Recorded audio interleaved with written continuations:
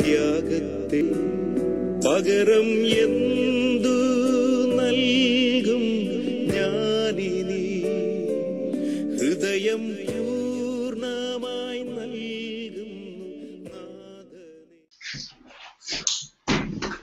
മാർക്കോസിന്റെ സുവിശേഷം mark chapter 4. മാർക്കോസിന്റെ സുവിശേഷം 4 നമുക്ക് എല്ലാവർക്കും അറിയാവുന്ന വളരെ പ്രശസ്തമായിട്ടുള്ള ഒരു വേദഭാഗം, മീൻസ് വിധക്കാരന്റെ ഉപമ. വിധക്കാരന്റെ ഉപമ എല്ലാവർക്കും അറിയാം, അതുകൊണ്ട് അത് വായിക്കുന്നില്ല, ടു സേവ് ദി ടൈം. അപ്പോൾ വിധക്കാരന്റെ ഉപമയെ കുറിച്ച് അത് പഠിക്കേണ്ടതിന്റെ ഒരു യുണീക്ക് ആവശ്യകത അതിന്റെ 13ാമത്തെ സെന്റൻസ് വായിക്കുമ്പോൾ 4:13 ഇങ്ങനെ എഴുതിയേക്കുന്നത്, അവൻ അവരോട് ചോദിച്ചു, ഈ ഉപമ നിങ്ങൾ മനസ്സിലാക്കുന്നില്ലേ? അങ്ങനെയെങ്കിൽ ഉപമകളെല്ലാം നിങ്ങൾ എങ്ങനെ മനസ്സിലാക്കും? ഇത് എന്താ പറയുന്നത്, മാസ്റ്റർ കീ എന്ന് പറയുന്ന പോലെ. അതിൻ്റെ ഒന്ന് റിവേഴ്സ് പറഞ്ഞാൽ, ഈ ഉപമ മനസ്സിലാക്കിയാൽ ബാക്കിയുള്ള എല്ലാ ഉപമകളും മനസ്സിലാക്കാൻ പറ്റും. അപ്പൊ കർത്താവ് ചോദിക്കുകയാണ്, ഈ ഉപമ നിങ്ങൾ മനസ്സിലാക്കുന്നില്ല, അങ്ങനെയെങ്കിൽ ബാക്കിയുള്ള ഉപമകൾ എങ്ങനെ മനസ്സിലാക്കും? മീൻസ് ഇതൊരു ബേസിക് ഉപമയാണ്. ഇപ്പൊ നമ്മൾ ഉൽപ്പത്തി എടുത്താലും, ഉൽപ്പത്തി ആ പുസ്തകത്തിന്റെ പേര് തന്നെ ഉൽപ്പത്തി എന്ന് വരാൻ കാരണം ഈ എല്ലാ സ്പിരിച്വൽ പ്രിൻസിപ്പിൾസിന്റെയും എല്ലാ ഈവിളിന്റെയും ഉൽപ്പത്തി ആരംഭം ആ പുസ്തകത്തിലുണ്ട്. ലോകത്തിന്റെ ആരംഭമുണ്ട്, ബാബിലോണിന്റെ ആരംഭമുണ്ട്, പുതിയ ജെറുസലേമിന്റെ ആരംഭമുണ്ട്, പാപത്തിന്റെ ആരംഭമുണ്ട്, വീണ്ടെടുപ്പിന്റെ ആരംഭമുണ്ട്, എല്ലാം ഉണ്ട്. അതുകൊണ്ട് അതിന് ഉൽപ്പത്തി എന്ന് പറയുന്ന പോലെ തന്നെ ഈ ഉപമയുടെ പ്രത്യേകത എന്ന് പറഞ്ഞാൽ, ഇത് മനസ്സിലാക്കിയാൽ ബാക്കിയുള്ള ഉപമകളെല്ലാം മനസ്സിലാക്കാന്ന് കർത്താവ് പറഞ്ഞു.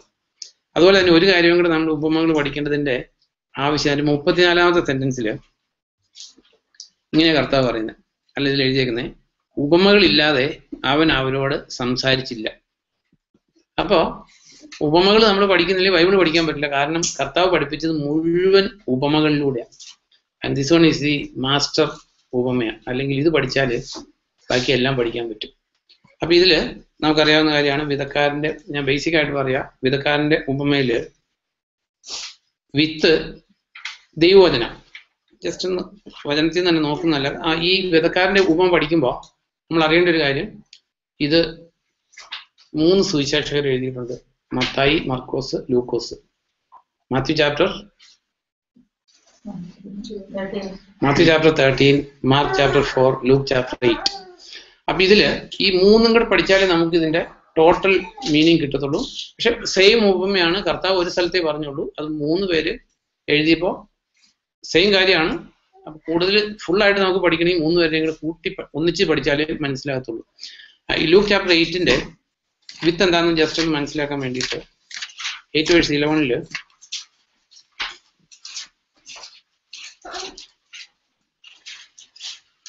ലൂക്ക് 8:11 വിത്ത് ദൈവവചനമാണ്. അപ്പൊ നമുക്ക് വിത്ത് എന്താന്ന് പിടി കിട്ടി. പിന്നെ 4 സ്ഥലങ്ങളുണ്ട്. ഒന്ന് വഴിയരികിൽ വീണത്, പാറപ്പുറത്ത് വീണത്, മുള്ളിനിടയിൽ വീണത്, നല്ല സ്ഥലത്ത് വീണത്. ഒന്നുകൂടെ റിപ്പീറ്റ് ചെയ്യുക. വഴിയരികിൽ വീണത്, പാറപ്പുറത്ത് വീണത്, മുള്ളിനിടയിൽ വീണത്, നല്ല സ്ഥലത്ത് വീണത്. ഇത് നമുക്ക് എല്ലാവർക്കും കോമൺ ആയിട്ട് പറ്റുന്ന ഒരു കുഴപ്പം, ലോകത്തെ സ്നേഹിക്കരുത് എന്ന് പറയുമ്പോൾ ഞാൻ പറഞ്ഞില്ലേ, നമ്മുടെ മനസ്സിലൊരു ഗ്ലോബ് വരും. പിന്നെ പുതിയ ആകാശവും പുതിയ ഭൂമി എല്ലാം കത്തിച്ചാമ്പലായിട്ട് പുതിയ ആകാശം പുതിയ ഭൂമി വരുമ്പോൾ നമ്മൾ പറയുമ്പോൾ എല്ലാം ചാരം പിടിച്ചു കിടക്കുന്ന ഒരു സ്ഥലം മനസ്സിൽ വരും എന്ന് പറഞ്ഞേക്കുന്ന പോലെ, വിധക്കാരന്റെ ഉപമ നമ്മൾ ഈ 4 ഡിഫറെന്റ് പ്ലേസസ് നമ്മുടെ മനസ്സിലോട്ട് പെട്ടെന്ന് വരും. ഒന്നൊരു പാറ ഉള്ള സ്ഥലം വരും, എൻ്റെ മനസ്സിൽ വരുന്നൊരു പൂമുള്ളുംകാട് വരും, മുള്ളിനിടയിലുള്ളത്. ദെൻ വഴിയരികിലുള്ളതെന്ന് പറയുന്നത് ടാറും പുറത്തൊക്കെ വീഴുന്ന പോലെ ഉള്ളത്. പക്ഷെ ഇത് ഈ 4ഉം എന്തിനെ കുറിച്ചാണ് കർത്താവ് പറഞ്ഞു? സ്പിരിച്വാലിറ്റി അല്ല, 4 ഡിഫറെന്റ് ഹൃദയങ്ങളാണ്. അതായത് 4 മനുഷ്യരത്, 4 മനുഷ്യ ഹൃദയങ്ങളത്. അല്ലാതെ അത് നമ്മൾ പൂമുള്ളുംകാടിന്റെ പിക്ചർ മനസ്സിൽ വന്നാൽ ശരിയാകത്തില്ല, പാറയെ മനസ്സിൽ വന്നാൽ ശരിയാകത്തില്ല. ഇതെല്ലാം 4 ഡിഫറെന്റ് ടൈപ്സ് ഓഫ് ഹാർട്ടാണ്. നമ്മൾ അറിയേണ്ട ഒരു കാര്യം, എല്ലായിടത്തും ഇട്ട വിത്ത് ഒന്ന് തന്നെയാണ്, സെയിം വിത്ത് വീണു. പക്ഷെ വ്യത്യാസം ഉണ്ടാക്കിയത് വീണ സ്ഥലമാണ്. അത് നമ്മൾ ബേസിക് ആയിട്ട് അറിയണം. അതുപോലെ തന്നെ ദൈവവചനത്തെ കുറിച്ച് ഒരു ഫണ്ടമെന്റല് ഇപ്പൊ ഒത്തിരി ബൈബിൾ സ്റ്റഡികളും സുവിശേഷ പ്രസംഗങ്ങളും ഉള്ളതുകൊണ്ട് എല്ലാവരും തന്നെ കേട്ടിട്ടുള്ളതാണ്, ദൈവവചനം ബൈബിളിൽ നമ്മൾ ദൈവവചനം ഈ മലയാളത്തിലൊക്കെ വായിക്കുന്നു, ഇംഗ്ലീഷിലും വായിക്കുന്നെങ്കിലും ഒറിജിനൽ ഗ്രീക്കിൽ 2 വേർഡ് ഉപയോഗിച്ചിട്ടുണ്ട്. അറിയാവുന്നതാണ്. ഒന്ന് ഷായ അറിയില്ലേ? ഒന്ന് ലോഗോസും ഒന്ന് റീമയും. അപ്പൊ ഈ ലോഗോസും റീമെന്നും കേട്ടിട്ടുണ്ട്. ലോഗോസും റീമയും തമ്മിലുള്ള വ്യത്യാസമാണ് നമ്മൾ അറിയേണ്ടത്. ലോഗോസും റീമയും തമ്മിലുള്ള വ്യത്യാസം അതൊന്നും പാസ് ഓവർ ചെയ്യാൻ പറ്റത്തില്ല. അത് എല്ലാവരും മനസ്സിലാക്കി പറ്റൂ. കാരണം ഇറ്റ്സ് വെരി ഫണ്ടമെന്റൽ. ലോഗോസ് എന്ന് പറഞ്ഞാൽ ഉൽപ്പത്തി തുടങ്ങി വെളിപാട് വരെയുള്ള ടോട്ടൽ റിട്ടൺ വേർഡിനാണ് ലോഗോസ് എന്ന് പറയുന്നത്. അത് നമ്മുടെ കയ്യിലിരിക്കുന്ന എല്ലാം കോപ്പിയാണ്. ഈ 119 സങ്കീർത്തനം അതിന്റെ 89 വായിക്കുമ്പോൾ 119ന്റെ 89 വായിക്കുമ്പോൾ അനുമെന്ന് വായിക്കുക പെട്ടെന്ന്.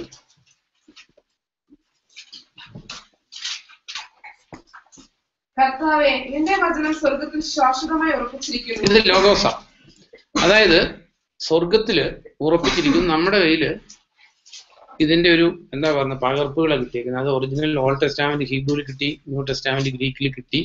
നമ്മുടെ കയ്യിൽ കിട്ടിയേക്കുന്നത് ഓരോരോ ഭാഷയിൽ ട്രാൻസ്ലേറ്റ് ചെയ്ത് കിട്ടിയേക്കുന്നതുകൊണ്ട് ഈ ഒറിജിനൽ ഇതിൽ നിന്ന് എല്ലാവരുടെയും വ്യത്യാസമുണ്ട്, കുറച്ചൊക്കെ വ്യത്യാസങ്ങളുണ്ട്. പക്ഷെ നമുക്ക് എന്താ പറയുന്നത് ഡേഞ്ചറസ് ആയിട്ടുള്ള എറേഴ്സ് ഒന്നുമില്ല. ആവശ്യത്തിനുള്ള കാര്യങ്ങൾ എല്ലാത്തിലും ഉണ്ട്, എല്ലാ ട്രാൻസ്ലേഷനിലും ഉണ്ട്. അതുകൊണ്ട് ഇനിയിപ്പോൾ ട്രാൻസ്ലേഷന്റെ കുഴപ്പങ്ങൾ പറഞ്ഞ് നമുക്ക് എന്താ പറയുന്നത് ബൈബിൾ പഠിക്കാതിരിക്കേണ്ട ആവശ്യമില്ല.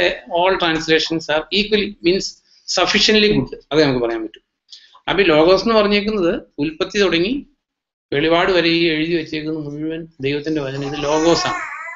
അപ്പൊ ഈ ലോഗോസ് എന്ന് പറഞ്ഞേക്കുന്നത് ഇപ്പം ഇത് റീമ എന്ന് പറയുന്നത് ഒരു ഇൻഡിവിജ്വൽ വേർഡ് ദൈവം നമുക്ക് തരുന്നതാണ്. അതാണ് ശരിക്കും നമ്മളെ ജീവിപ്പിക്കുന്നത്. ഇപ്പൊ ഈ കർത്താവ് പറഞ്ഞ നമ്മളിതൊന്ന് ഡിസ്റ്റിങ്വിഷ് ചെയ്ത് പഠിച്ചാലുണ്ട്. കർത്താവിനെ പിശാച് പരീക്ഷിക്കുമ്പോൾ പിശാച് പറഞ്ഞു നീ ദൈവപുത്രനെങ്കിൽ ഈ കല്ലുകളോട് അപ്പമാകാൻ പറയും. അപ്പൊ കർത്താവിന്റെ ആൻസർ എന്തായിരുന്നു പറയാം? സ്പെസിഫിക് കറക്റ്റ് ആയിട്ട് പറഞ്ഞാൽ അതിനകത്ത് ആൻസർ ഉണ്ട്.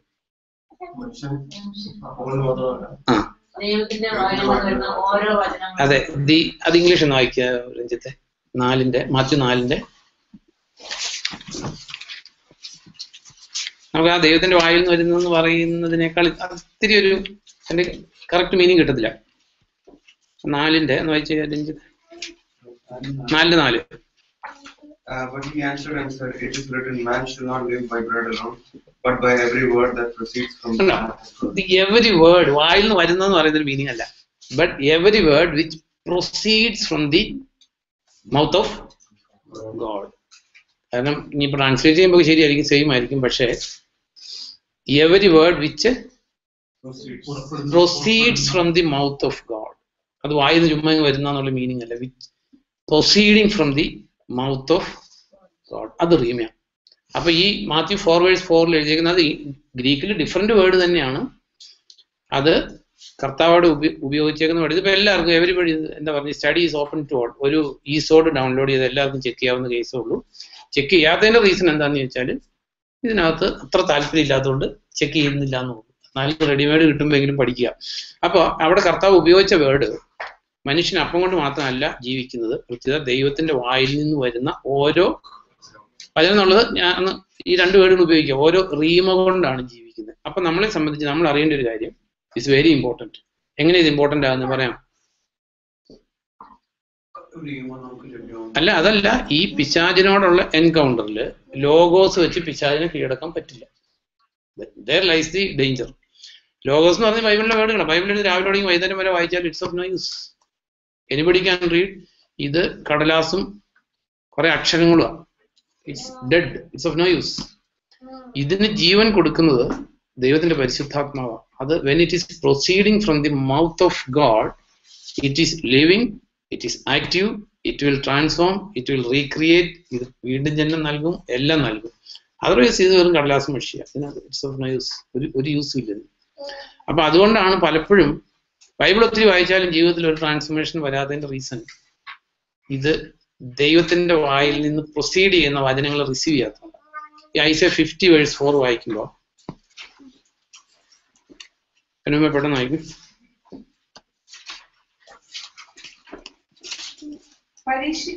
പരീക്ഷണനെ ഒരു വാക്കുകൊണ്ട് എങ്ങനെ കാണണം?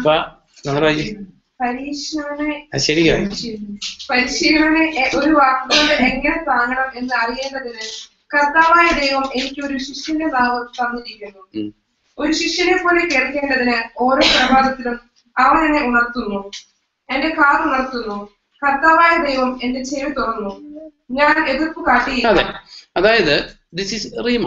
U have to receive rhema. എപ്പോൾ റിസീവ് ചെയ്യണം? ഷാജ ഐസ 54 നമ്മളത് അറിയാവുന്ന ഫേമസ് ആയിട്ടുള്ള വേർഡാ. ഐസ അതൊന്നും വായിച്ചു രഞ്ജിത്ത് വായിച്ചു. The Lord God has given me the tongue of the learned, that I should know how to speak a word in season to him who is weary. He awakens me morning by morning. He awakens my ear to hear as the learned.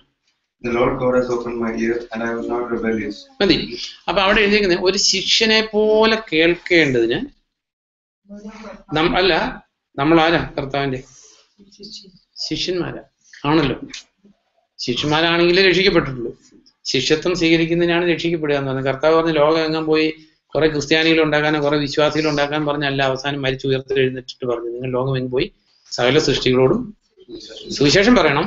പക്ഷെ ശിഷ്യന്മാർ മാത്രമേ കർത്താവിന്റെ ആൾക്കാരുള്ളൂ. അപ്പൊ ഇതില് കർത്താവ്, അപ്പൊ ഈ റീമ കർത്താവ് കൊടുക്കുന്ന എപ്പോഴാണ്? നോർമലി, അല്ലാത്ത സമയത്ത് കൊടുക്കില്ലെന്നല്ല, but normally the biblical practice എപ്പോഴാ അതാത് ദിവസത്തേക്കുള്ള റീമ എപ്പോഴാ വാങ്ങിക്കണ്ടേ? പ്രഭാതം എന്ന് പറയുന്നത് ഏത് സമയത്തെ പൊതുവെ? അപ്പോ അത് മലയാളത്തില ഐ തിങ്ക് ഏതോ ട്രാൻസ്ലേഷനിൽ സൂര്യോദയത്തിന് മുമ്പ്. ദെൻ മാർക്ക് ചാപ്റ്റർ 1 എടുക്കുമ്പോൾ, മർക്കോസിന്റെ സുവിശേഷം 1-ാം അധ്യായം എടുക്കുമ്പോൾ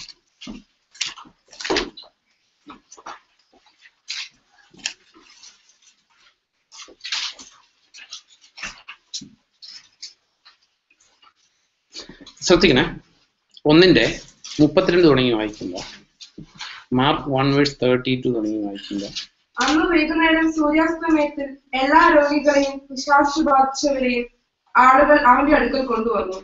നഗരവാസികളെല്ലാം ബാധിക്കൽ തടിച്ചുകൂടി. വിവിധ രോഗങ്ങൾ ബാധിച്ചിരുന്ന വളരെ പേരെ അവൻ സുഖപ്പെടുത്തി. അനേകം പിശാചുക്കളെ പുറത്താക്കി. പിശാചുക്കൾക്ക് അവനെ അറിയാമായിരുന്നത് കൊണ്ട് അവൻ അവയെ സംസാരിക്കാൻ അനുവദിച്ചില്ല. അപ്പൊ ഇതില് ഞാൻ കണ്ടിന്യൂ ചെയ്യണം. അപ്പൊ വൈകുന്നേരത്താണ് സൂര്യാസ്തമയത്തിൽ, മീൻസ് അന്ന് നമുക്കറിയാം കറണ്ടും ഇലക്ട്രിസിറ്റി ഒന്നുമില്ല, വലിയ മണ്ണെണ്ണ വിളക്ക് പോലെയുള്ള വിളക്കുള്ളൂ. അപ്പൊ സൂര്യാസ്തമയത്തില് കർത്താവിന്റെ അടുത്ത് എത്ര പേര് വന്ന? എല്ലാ രോഗികളെയും പിശാച് ബാധിച്ചവരെയും ആളുകൾ അവന്റെ അടുക്കൽ കൊണ്ടുവന്നു. നഗരവാസികളെല്ലാം വാതിൽക്കൽ, ഇത് ആഫ്റ്റർ സൺസെറ്റ്, തടിച്ചുകൂടി. വിവിധ രോഗങ്ങൾ ബാധിച്ചിരുന്ന വളരെ പേരെ അവൻ സുഖപ്പെടുത്തി. അനേകം പിശാചുകളെ പുറത്താക്കി. പിശാചുകൾക്ക് അവനെ അറിയാമായിരുന്നുകൊണ്ട് അവൻ അവരെ സംസാരിക്കാൻ അനുവദിച്ചില്ല. അപ്പം ഈ ശുശ്രൂഷ കഴിഞ്ഞപ്പോഴത്തേക്കും പ്രോബബ്ലി എഴുതിയിട്ടില്ല, ബട്ട് ഒരു അസംഷൻ പറയാം, റീസ് എത്ര സമയമായിട്ടുണ്ടോ? നേരം എടുത്തിട്ടില്ല. എന്താണേലും it is very late in the night അല്ലേ? നെക്സ്റ്റ് വേർഡാ ഞാൻ വായിക്കാൻ ആഗ്രഹിച്ചത്. വായിച്ചു. പ്രഭാതത്തിൽ സൂര്യോദയത്തിന് വളരെ മുമ്പ് തന്നെ അവൻ ഉണർന്ന് ഒരു വിജന പ്രദേശത്ത് പോയി പ്രാർത്ഥിച്ചു. മതി. സോ അപ്പോ ഹീ സ്ലെപ്റ്റ് വെരി ലേറ്റ്. സമയം എഴുതിയിട്ടില്ല, but it's a common sense. കാരണം ഒരു പട്ടണം മുഴുവനാണ് വന്നത് രോഗ സൗഖ്യത്തിനും എല്ലാത്തിനും വേണ്ടിയിട്ട്. But he never fail to receive the rhema from his father. കാരണം ഈ റീമ ഇല്ലാതെ ജീവിക്കാൻ പറ്റില്ല. കാരണം മനുഷ്യന് അപ്പം കൊണ്ട് ജീവിക്കാൻ പറ്റത്തില്ല. നമ്മൾ ബ്രേക്ക്ഫാസ്റ്റും ലഞ്ചും സപ്പറും കഴിക്കുന്ന പോലെ തന്നെ അകത്ത മനുഷ്യന്, നമ്മളല്ലേ ബൈബിൾ രാവിലെ എടുത്തൊരു സ്ഥലം വായിച്ചാൽ നല്ല ചീത്തയാന്നല്ല ഞാൻ പറയുന്നത്, but you have to receive rhema. അപ്പൊ കർത്താവ്, നമ്മള് കർത്താവിനെ കുറിച്ചുള്ള പ്രൊഫസിയ ഐസയ 50:4 നമ്മൾ വായിച്ച, അവൻ ഓരോ പ്രഭാതത്തിലും ഒരു ശിക്ഷനെ പോലെ കേൾക്കേണ്ടതിന് അവൻ എൻ്റെ കാത് തുറന്നു. പക്ഷെ നമ്മുടെ ഏർലി സ്റ്റേജില് പലപ്പോഴും കർത്താവ് ഉണർത്തിയിട്ടുണ്ടാവും ഈ ശിഷ്യത്വത്തിൽ നമ്മൾ വളർത്തിക്കൊണ്ടുവരാൻ. പക്ഷെ നമ്മൾ പലപ്പോഴും കാത് തുറക്കില്ല. അതുകൊണ്ട് നമുക്ക് റീമ കിട്ടാറില്ല. അതുകൊണ്ട് ഓരോ ദിവസവും ജീവിക്കുന്നത് നമ്മുടെ ഇഷ്ടം പോലെയാണ്. അതർവൈസ് ഇന്ന് എങ്ങനെ ജീവിക്കണം എന്ന് കർത്താവ് പറഞ്ഞു തരും. ഇന്ന് വരുന്ന സിറ്റുവേഷൻസിനെ കർത്താവിന് അഡ്വാൻസ് ആയിട്ട് വാൺ ചെയ്യും. അല്ലെങ്കിൽ നമ്മൾ, അതായത് പിശാച് നമുക്കെതിരെ ആസൂത്രണം ചെയ്യുന്ന പലതിനെയും എങ്ങനെ കർത്താവ് റെസിസ്റ്റ് ചെയ്ത പോലെ കർത്താവിന് ഈ പിശാചിനെ റെസിസ്റ്റ് ചെയ്യാൻ പറ്റും. It is because of this character. അപ്പൊ ഇന്ന് കിടക്കാൻ ഇച്ചിരി താമസിച്ചു പോയി. പൊതുവെ ആൾക്കാർ പറയാറില്ല, നമ്മൾ കേൾക്കാറില്ല, ശനിയാഴ്ച 10 മണിക്ക് വിളിക്കുമ്പോൾ ഫോൺ എടുക്കില്ല. അപ്പം റീസൺ പിന്നെ ഞാൻ 10 മണിക്ക് വിളിച്ചായിരുന്നു, അപ്പം എടുത്തില്ലോ എന്ന് പറയുമ്പോൾ നോർമലി പറഞ്ഞ ആൻസർ എന്തായിരിക്കും? കിടക്കാൻ താമസിച്ചു പോയായിരുന്നു, അത് കാരണം കൊണ്ട്. So that is a main reason we are all stricken with poverty, spiritual poverty. ദാരിദ്ര്യത്തില് ആമോസിലൊരു പ്രവചനം നമ്മൾ വായിക്കാറുള്ളതാണ്. അന്ത്യകാലത്ത് വരുന്നൊരു ദാരിദ്ര്യത്തെ കുറിച്ച്. അപ്പത്തിന് വേണ്ടിയുള്ള വിശപ്പല്ല, പിന്നെ എന്താ?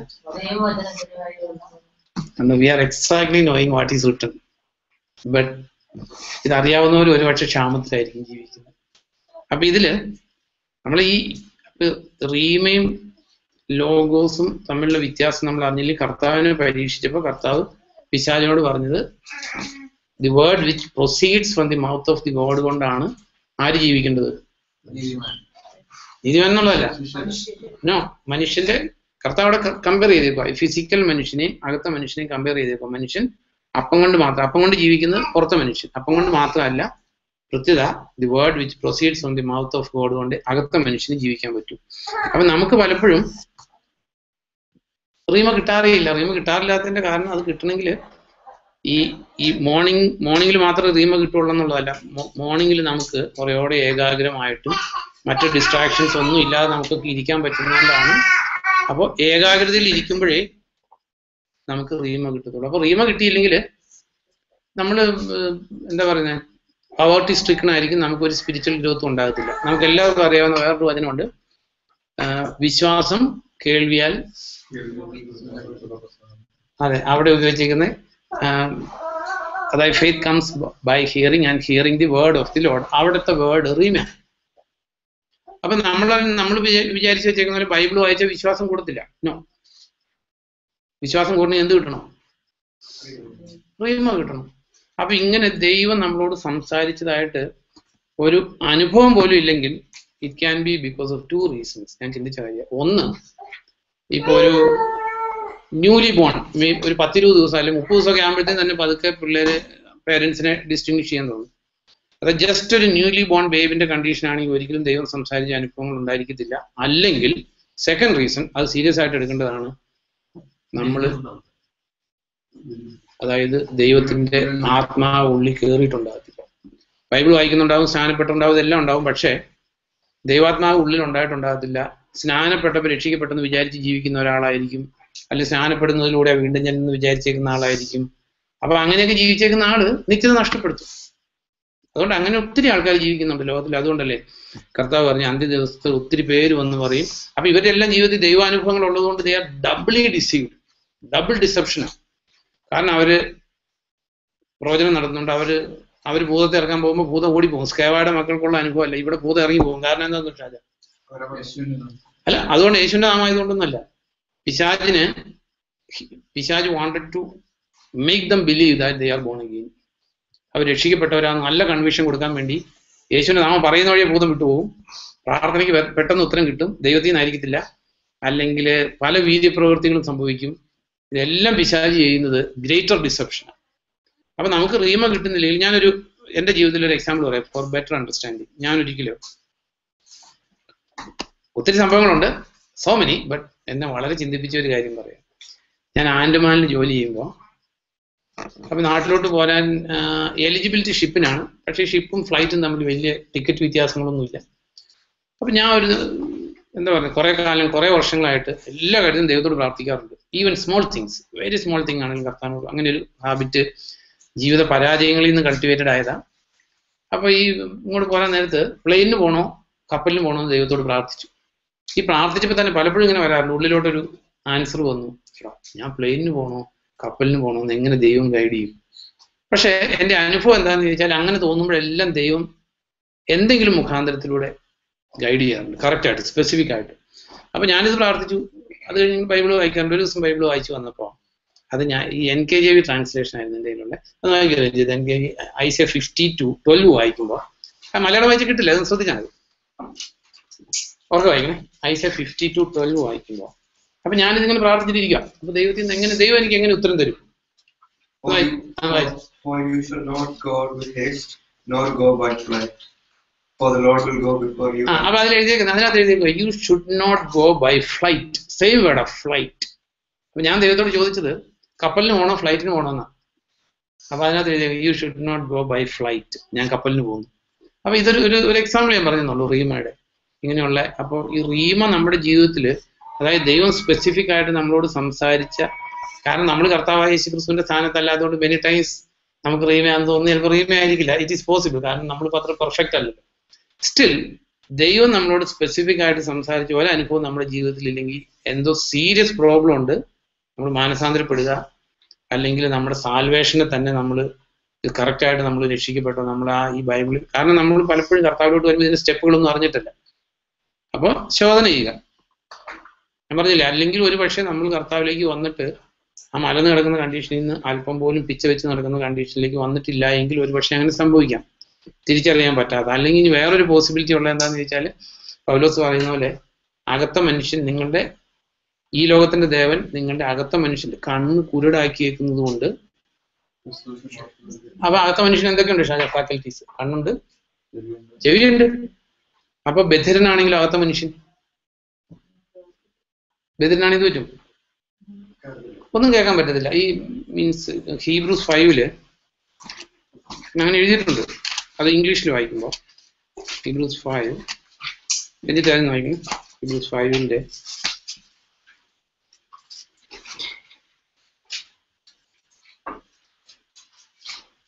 അതിന്റെ 11ാം സെന്റൻസ് ഇംഗ്ലീഷ് ശ്രദ്ധിച്ചാൽ അത് ഇംഗ്ലീഷിൽ വായിക്കുമ്പോൾ, Of whom we have to say and hard to explain, since you have become dull of hearing. You have become dull of hearing. അതായത് ഹെബ്രായ ഈ ഹീബ്രു ബിലീവേഴ്സ് രക്ഷിക്കപ്പെടാത്തവരാണോ? രക്ഷിക്കപ്പെട്ടവരാണോ പെടാത്തവരാണോ? ഈ ലെറ്റർ ഈസ് അഡ്രസ് ടു ആർക്ക് അഡ്രസ് ചെയ്തേക്കുന്ന ലിസ്റ്റ്?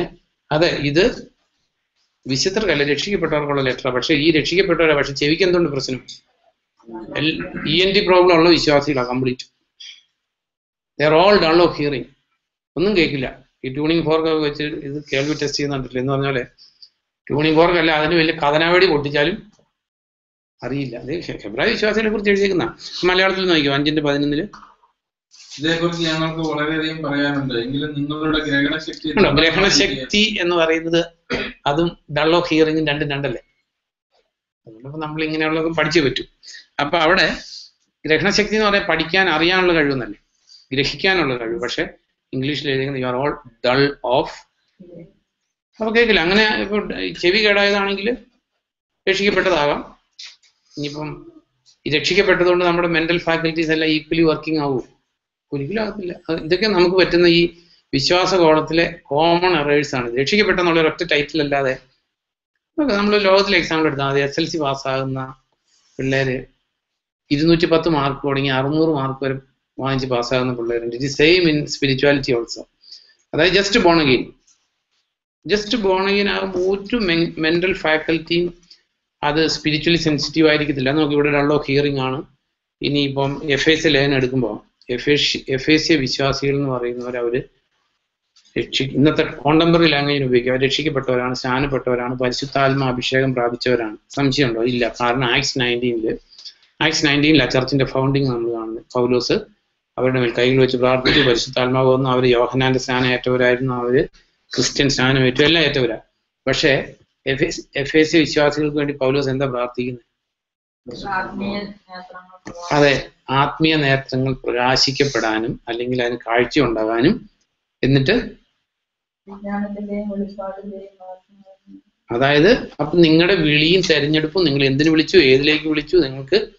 അപ്പൊ നോക്ക്, അവിടെ അവര് ഭാഷാപരത്തിലൊക്കെ പ്രാർത്ഥിച്ചു, പരിശുദ്ധാത്മാഭിഷേകമൊക്കെ പ്രാപിച്ചിട്ട് നോക്കി. നമ്മുടെ കോണ്ടംപററി ക്രിസ്ത്യാനിറ്റിയിൽ അതിനപ്പുറത്തേക്ക് ഒന്നുമില്ല, കഴിഞ്ഞു. പക്ഷെ പൗലോസ് അവർക്ക് വേണ്ടി പ്രാർത്ഥിക്കുക, അവരുടെ ആത്മീയ നേത്രങ്ങൾ തുറക്കപ്പെടാൻ, അവർക്ക് ദൈവിക വിജ്ഞാനം ഉണ്ടാകാൻ, ദൈവത്തെ കൂടുതൽ അടുത്തറിയാൻ എഴുതിയിരിക്കുന്നു, കർത്താവിനെ അടുത്തറിയാൻ. അപ്പോൾ നമ്മുടെ ഈ കോണ്ടംപററി ക്രിസ്ത്യാനിറ്റി വെച്ച് നമ്മൾ പോയാൽ എന്താ പറയുക, നമുക്ക് സ്പിരിച്വലായിട്ട് വലിയ സ്കോപ്പും ഫ്യൂച്ചറും ഒന്നുമില്ല. എന്നാൽ ബൈബിൾ പഠിച്ചാൽ നമുക്ക് ഒത്തിരി ഫ്യൂച്ചറും സ്കോപ്പും ഉണ്ട്. കാരണം ബൈബിളില് ഏത് സ്റ്റേജ് ഓഫ് ക്രിസ്ത്യാനിറ്റിയിലും the need for growth is same. അത് നമ്മൾ അറിയേണ്ട ഒരു കാര്യം. ഇപ്പോൾ 1ാം ക്ലാസ്സിൽ പഠിക്കുന്ന ഒരു കൊച്ചിനും അല്ലെങ്കിൽ പോസ്റ്റ് ഡോക്ടറേറ്റ് ചെയ്യുന്ന ഒരു കൊച്ചിനും സ്പിരിച്വാലിറ്റിയിൽ the need for further growth is same. അത് നമ്മൾ മനസ്സിലാക്കിയില്ലെങ്കിൽ നമ്മൾ ഡൾ ഓഫ് ഹിയറിംഗ് ആയി പോകും. എല്ലാ കാര്യം നമുക്ക് ഉത്സാഹം ഇല്ലാതായി പോകും. അതുകൊണ്ടാണ് കർത്താവ് ഗിരിപ്രഭാഷണം പറഞ്ഞപ്പോൾ ദി ഫസ്റ്റ് വൺ എന്തായിരുന്നു? അതെ. അപ്പൊ ആത്മാവിലുള്ള ദാരിദ്ര്യം മരണം വരെ ഇല്ലെങ്കിൽ നമുക്കിന് ഫർദർ ഗ്രോത്ത് ഇല്ല. കാരണം നമ്മളെല്ലാം ആയി കഴിയും, പിന്നെ നമുക്ക് ഫർദർ ഗ്രോത്തിന്റെ ആവശ്യമില്ല. അപ്പൊ ആത്മാവിൽ ദാരിദ്ര്യം ഇല്ലാത്തവർക്ക് പിന്നെ ഫർദർ ഗ്രോത്ത് ഇല്ല. അപ്പോൾ ഈ റീമയും ലോഗോസും വ്യക്തമായിട്ട് അറിയണം. അതുപോലെ തന്നെ നമുക്ക് വിശ്വാസം വർദ്ധിപ്പിക്കുന്നത് റീമയാണ്. നമുക്ക് സ്പിരിച്വൽ ഫുഡ് എന്ന് പറയുന്നത് റീമയാണ്. അപ്പൊ ദൈവത്തിന്റെ മുമ്പിൽ ഇരുന്ന് ജസ്റ്റ് ഒരു ഡ്യൂട്ടി തീർത്ത് ബൈബിൾ വായിച്ചാൽ നമുക്ക് റീമ കിട്ടത്തില്ല. അതിനുവേണ്ടി തേഴ്സ്റ്റ് ചെയ്ത് അതിനുവേണ്ടി ഇനിയിപ്പം നൈറ്റ് ഡ്യൂട്ടി കഴിഞ്ഞ് കിടക്കുന്ന ഒരു രാവിലെ എഴുന്നേക്കണം എന്നുള്ള അർത്ഥത്തിലല്ല ഞാൻ പറഞ്ഞു. അറ്റ്ലീസ്റ്റ് കർത്താവിന്റെ സന്നിധിയിൽ അപ്പൊ ഈ അതിരാവിലെ എന്ന് പറയുന്നത് നമ്മൾ ഇത്തിരി പാരാഫ്രൈസ് ചെയ്യുവാണെങ്കിൽ the beginning of the day, if you are not decided to begin with the Lord, you will never get rhema. അതുകൊണ്ടാണ് നമ്മൾ ഉൽപ്പത്തി 1:1 ജെനീസിസ് 1:1 നമ്മൾ കാണുന്ന ഫസ്റ്റ് വേർഡ് ഇങ്ങനെയാ, ഇൻ ദി ബിഗിനിങ് ഗോഡ്. അപ്പൊ നമ്മുടെ ജീവിതത്തിൽ 10 മണിക്കാകട്ടെ ഉറക്കം തെളിയുന്ന, അല്ലെങ്കിൽ 11 മണിക്കാകട്ടെ കിടക്കുന്ന അനുസരിച്ച് ഉറക്കം തെളിയുമ്പോൾ first in the beginning God അല്ലെങ്കിൽ സംതിങ് ഈസ് റോങ്. അതൊരു നല്ല സ്റ്റാർട്ടിങ് അല്ല. കാരണം ദൈവത്തിന്റെ വചനം അങ്ങനെയാണ്, ബൈബിൾ അങ്ങനെയാണ്, ക്രിസ്ത്യൻ ലൈഫ് അങ്ങനെയാണ്. ഇപ്പൊ ആദം, നമ്മളെന്ന് ചിന്തിക്കുന്നു, ആദത്തിന്റെ 1-ാം ദിവസം ദൈവത്തിന് 7-ാം ദിവസമായിരുന്നു. അത് ആദ്യമേ, അപ്പൊ ദൈവം, നമ്മൾ സാധാരണ പറയുന്ന പോലെ 6 ദിവസം ജോലി ചെയ്ത് 7-ാം ദിവസം വിശ്രമിക്കുകയല്ല.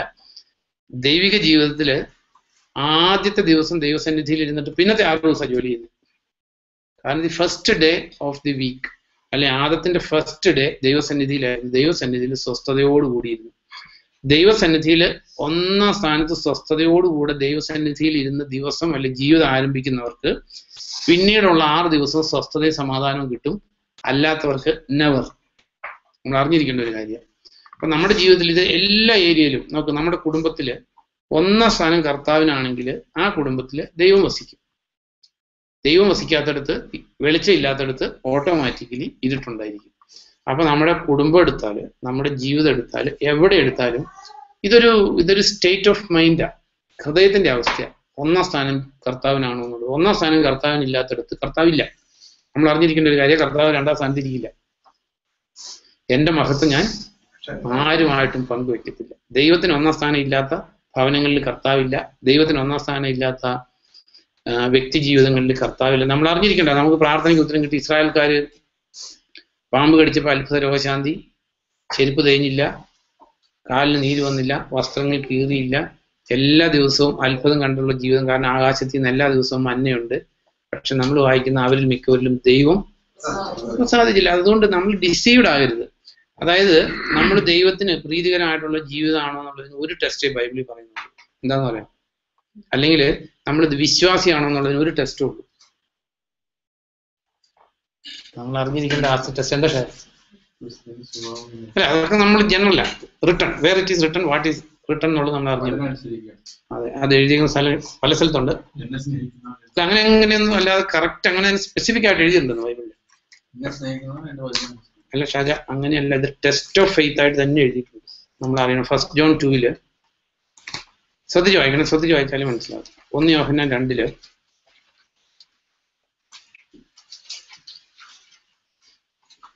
എൻ്റെ ശ്രദ്ധിച്ച് വായിക്കണം. ഞാൻ വായിക്കണം 2:3 തുടങ്ങി വായിക്കണം. ശ്രദ്ധിച്ചാൽ മതി. നാം അവനെ അറിയുന്നു എന്ന് വ്യക്തമാണ്. ഞാൻ അവനെ അറിയുന്നു എന്ന് പറയുകയും അവന്റെ കൽപ്പനകൾ അനുസരിക്കാതിരിക്കുകയും ചെയ്യുന്നവൻ നുണയനാണ്, അയാളിൽ സത്യമില്ല.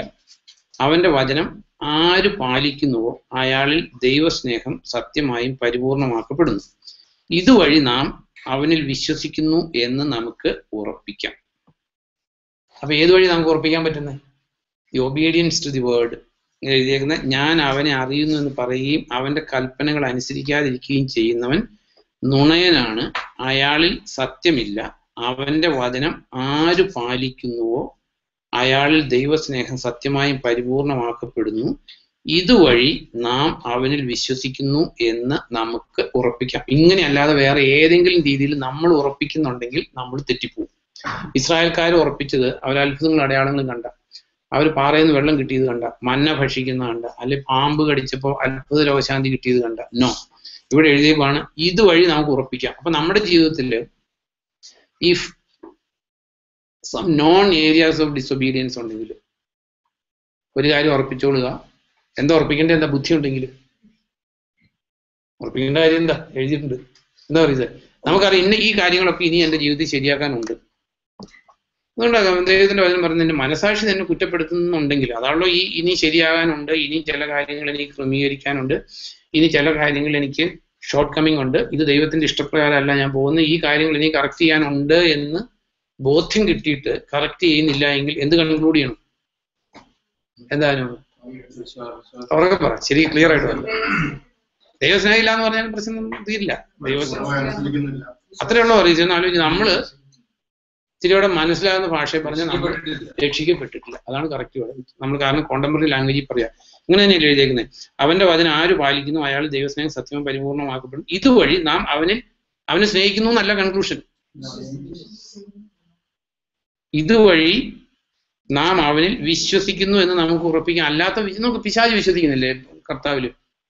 100%, ഒരു സംശയമില്ലാതെ ദൈവത്തിൽ നമ്മളെക്കാളൊക്കെ, നമ്മളെ അങ്ങനെ പറയുന്നില്ല, എന്താ പറയുന്നത്, പിശാചിന് ദൈവത്തിന്റെ എക്സിസ്റ്റൻസിലോ ദൈവത്തിന്റെ ക്യാരക്ടറിനെ കുറിച്ച് എന്തെങ്കിലും സംശയം ഉണ്ടോ? Absolutely no doubt. അതുകൊണ്ട് അപ്പൊ പിശാച് വിശ്വാസി തന്നെയാണ്. യാക്കോബിന്റെ ലേഖനത്തിൽ അങ്ങനെയല്ലേ പറയുന്നത്, അവനും ദൈവത്തിൽ വിശ്വസിക്കുന്നു, പേടിച്ച് വിറയ്ക്കുന്നുണ്ട്. അപ്പൊ വിശ്വാസി തന്നെ പലതരം വിശ്വാസിയുണ്ട്. ഈ ദൈവത്തിന്റെ അടുത്തേക്ക് പോകാനുള്ള വിശ്വാസിയുടെ ക്വാളിറ്റി എഴുതിയേക്കുന്നത് അവന്റെ വചനം ആര് പാലിക്കുന്നുവോ അത് മാത്രമേ. ഈ ദൈവത്തിന്റെ അടുത്തേക്ക് പോകുന്ന വിശ്വാസികൾ ഒത്തിരി വിശ്വാസികളുണ്ട്. യാക്കോബിന്റെ ലേഖനത്തിൽ പറയുന്നില്ലേ, ഇങ്ങനെ ഒരു വിശ്വാസത്തിന് നിന്നെ രക്ഷിക്കാൻ പറ്റുമോ? ആൻസർ എഴുതിയിട്ടില്ലെങ്കിലും ആൻസർ ആ ചോദ്യചിഹ്നത്തിൽ തന്നെ ഉണ്ട്. രക്ഷിക്കാൻ പറ്റില്ല. പിശാചിനെ കുറിച്ച് എഴുതിയിട്ടുണ്ട്, അവനും വിശ്വസിക്കുന്നു, പേടിച്ച് വിറയ്ക്കുന്നുണ്ട്. അപ്പൊ നമ്മുടെ ജീവിതത്തിൽ ഞാൻ ഒന്നുകൂടെ റിപ്പീറ്റ് ചെയ്യാം, നമുക്കറിയാം ചില കാര്യങ്ങൾ, അറിയാത്ത കാര്യങ്ങളെ കുറിച്ച് ദൈവം വെളിച്ചം തരുന്നതനുസരിച്ച് നമുക്ക് റെസ്പോൺസിബിലിറ്റി കൊടുത്തുള്ളൂ. കാരണം നമുക്ക് കിട്ടുന്ന റീമ അല്ലെങ്കിൽ വേർഡ് അനുസരിച്ചിട്ട് ദൈവം നമ്മളെ എന്ത് ചെയ്യുന്നത്? ബാലശിക്ഷ ചെയ്യുന്നത്. ഈ ഹോശയ പ്രവചനം, ഹോശയ 7 മലയാളത്തിലില്ല, ഹോശയ 7:12 NKJV വായിക്കുമ്പോൾ അത് ശ്രദ്ധിക്കണം. കാരണം ഈ മലയാളം ഒന്നും വായിച്ചാൽ അതിനൊരു അടുത്തുള്ള ഒരു മീനിങ് പോലും കിട്ടത്തില്ല. Wherever they go, I will spread my net on them. I will bring them down like the birds of the air. I will chastise them according to what their congregation has heard. I will chastise them according to what they heard. അപ്പൊ അതുകൊണ്ടാണ് ചില ആൾക്കാർ പറയാറില്ല കൂടുതൽ കേൾക്കാതിരിക്കാൻ നല്ലതെന്ന്. കേട്ടില്ലേ ഷാജി?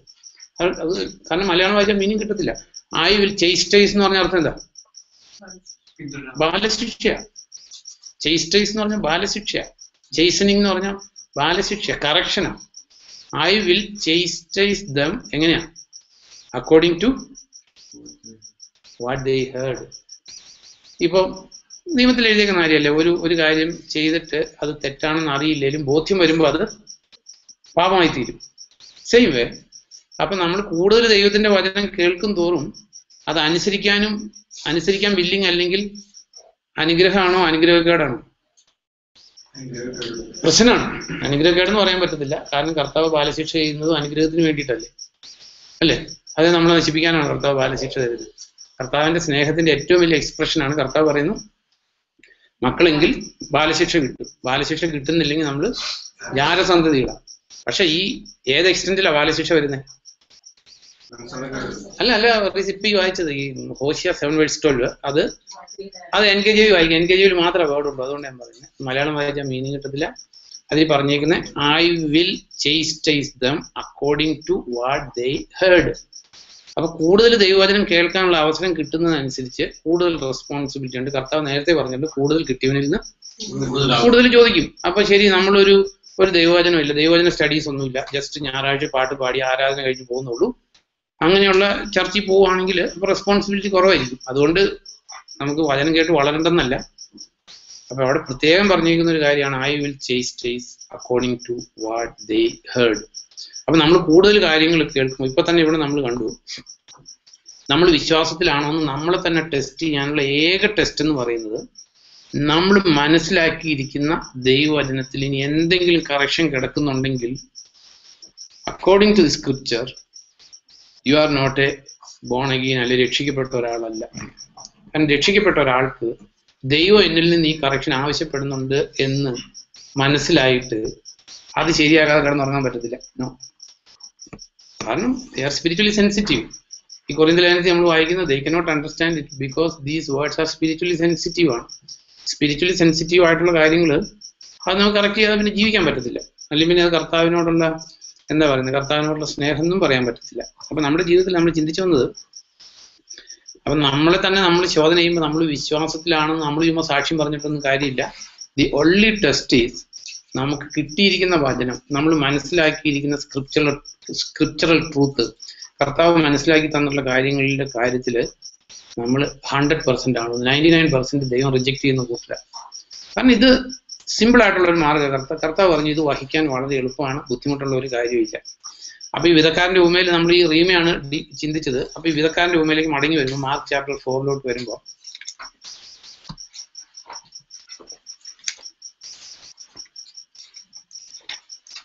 അപ്പൊ 4 തരം ഹൃദയങ്ങളാണ്, അല്ല 4 തരം സ്ഥലം എന്നുള്ള കാര്യം വിടാതെ നമ്മുടെ മനസ്സിൽ ഇങ്ങനെ കിടന്നാൽ നമുക്ക് ഒരിക്കലും ഗുണം ചെയ്യത്തില്ല. അപ്പൊ 4 തരം എന്താ?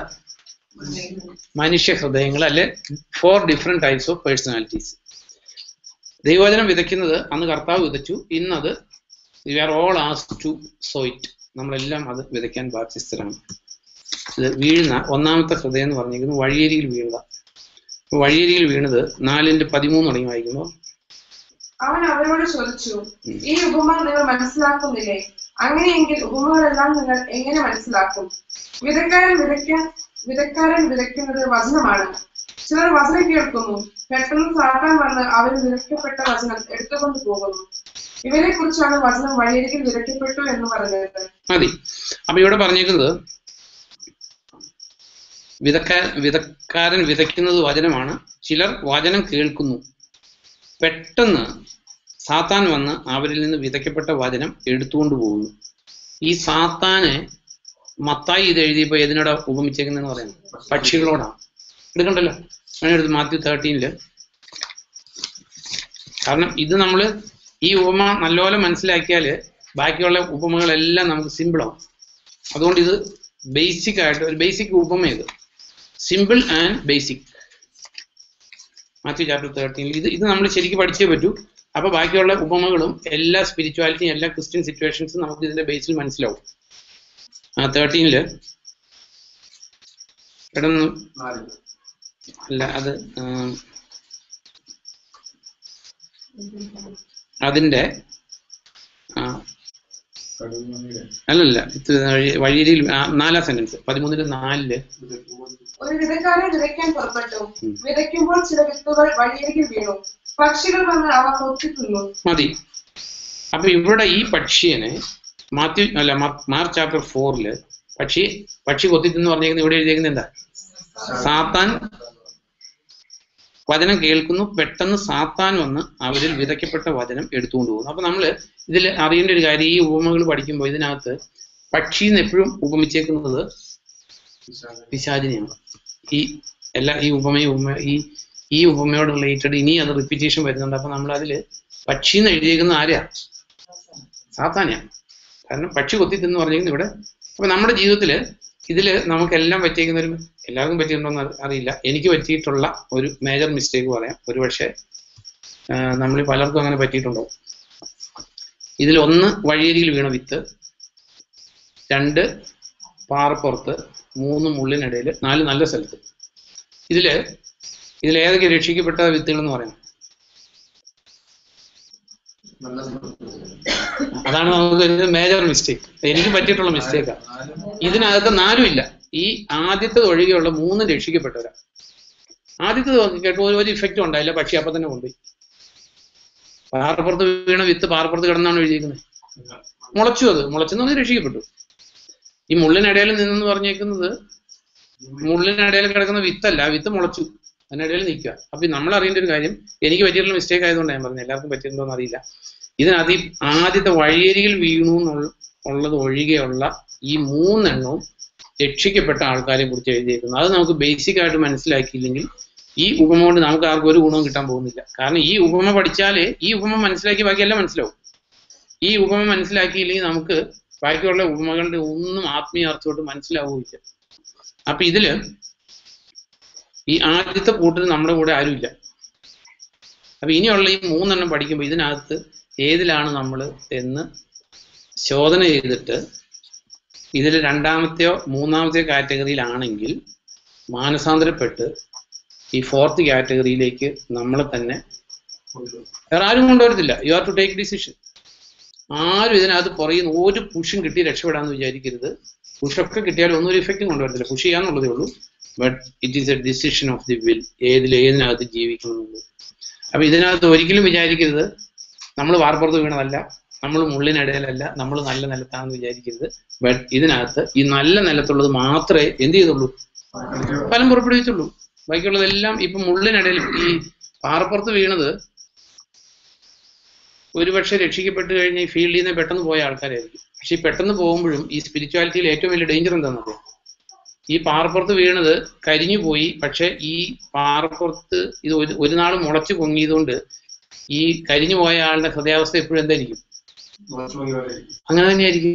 കാരണം ഇവരാരും കർത്താവിനെ നിഷേധിക്കുന്നില്ല, ഇവര് എന്താ പറയുന്നത്, വേറെ ദൈവങ്ങളുടെ അടുത്തേക്ക് പോകുന്നില്ല, ഒന്നും പോകുന്നില്ലാത്തതുകൊണ്ട് ഇവർ വിശ്വാസി തന്നെയാണ്. തെറ്റ്. കാരണം പിശാച് എന്ന് പറഞ്ഞാൽ ഡിസീവിങ് ആണ്. പിശാചിന്റെ ഡിസെപ്ഷൻ മനസ്സിലാക്കാൻ മനുഷ്യ ബുദ്ധി കൊണ്ട് പറ്റില്ല.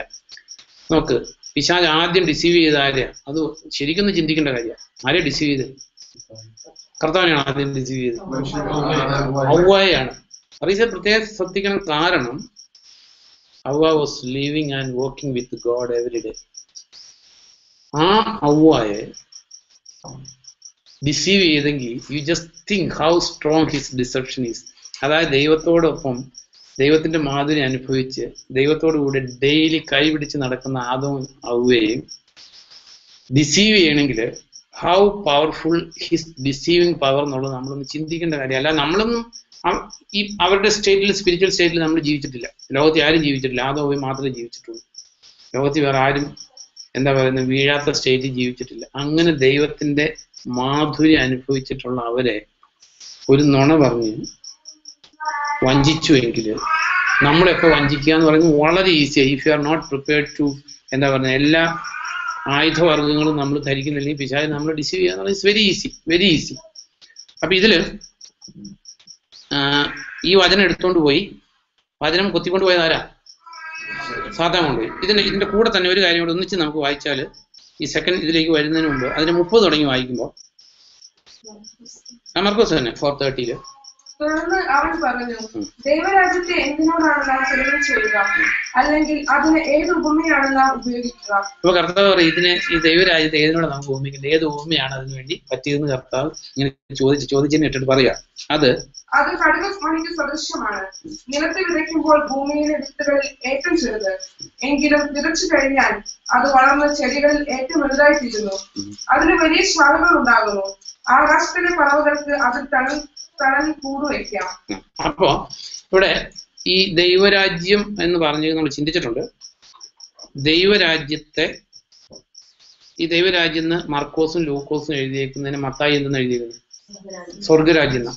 അപ്പൊ മത്തായി റിപ്പീറ്റഡ്ലി സ്വർഗരാജ്യം എന്ന് എഴുതിയേക്കുന്നത്, മർക്കോസും ലൂക്കോസും ദൈവരാജ്യം എന്ന് എഴുതിയേക്കുന്നത്. ബട്ട് ബോത്ത് ആർ സെയിം ആണ്. ഈ ബോത്ത് ആർ സെയിം ആണോ എന്ന് ചോദിച്ചാൽ എങ്ങനെ നമ്മൾ, കാരണം if you are not able to prove, നമുക്ക് മറ്റുള്ളവരോട് പറയാൻ പറ്റില്ല. എങ്ങനെ പ്രൂവ് ചെയ്യാൻ പറ്റും ഷാജ?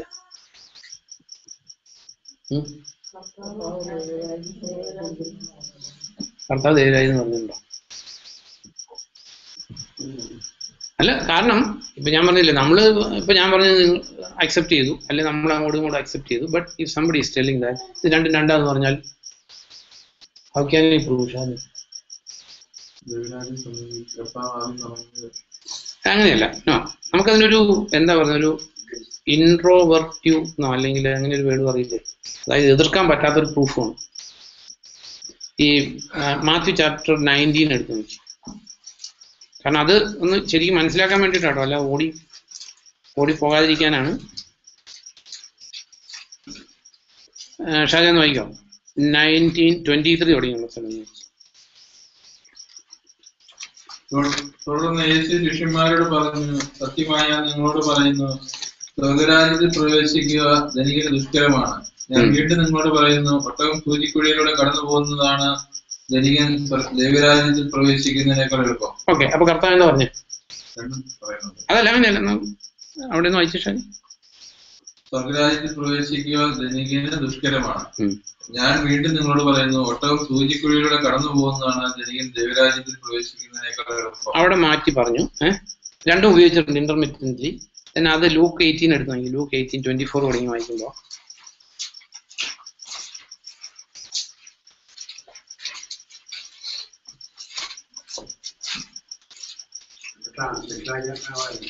No different word. യേശു അയാളെ നോക്കി പറഞ്ഞു, സമ്പത്തുള്ളവർക്ക് ദൈവരാജ്യത്തിൽ പ്രവേശിക്കുക എത്ര ദുഷ്കരം.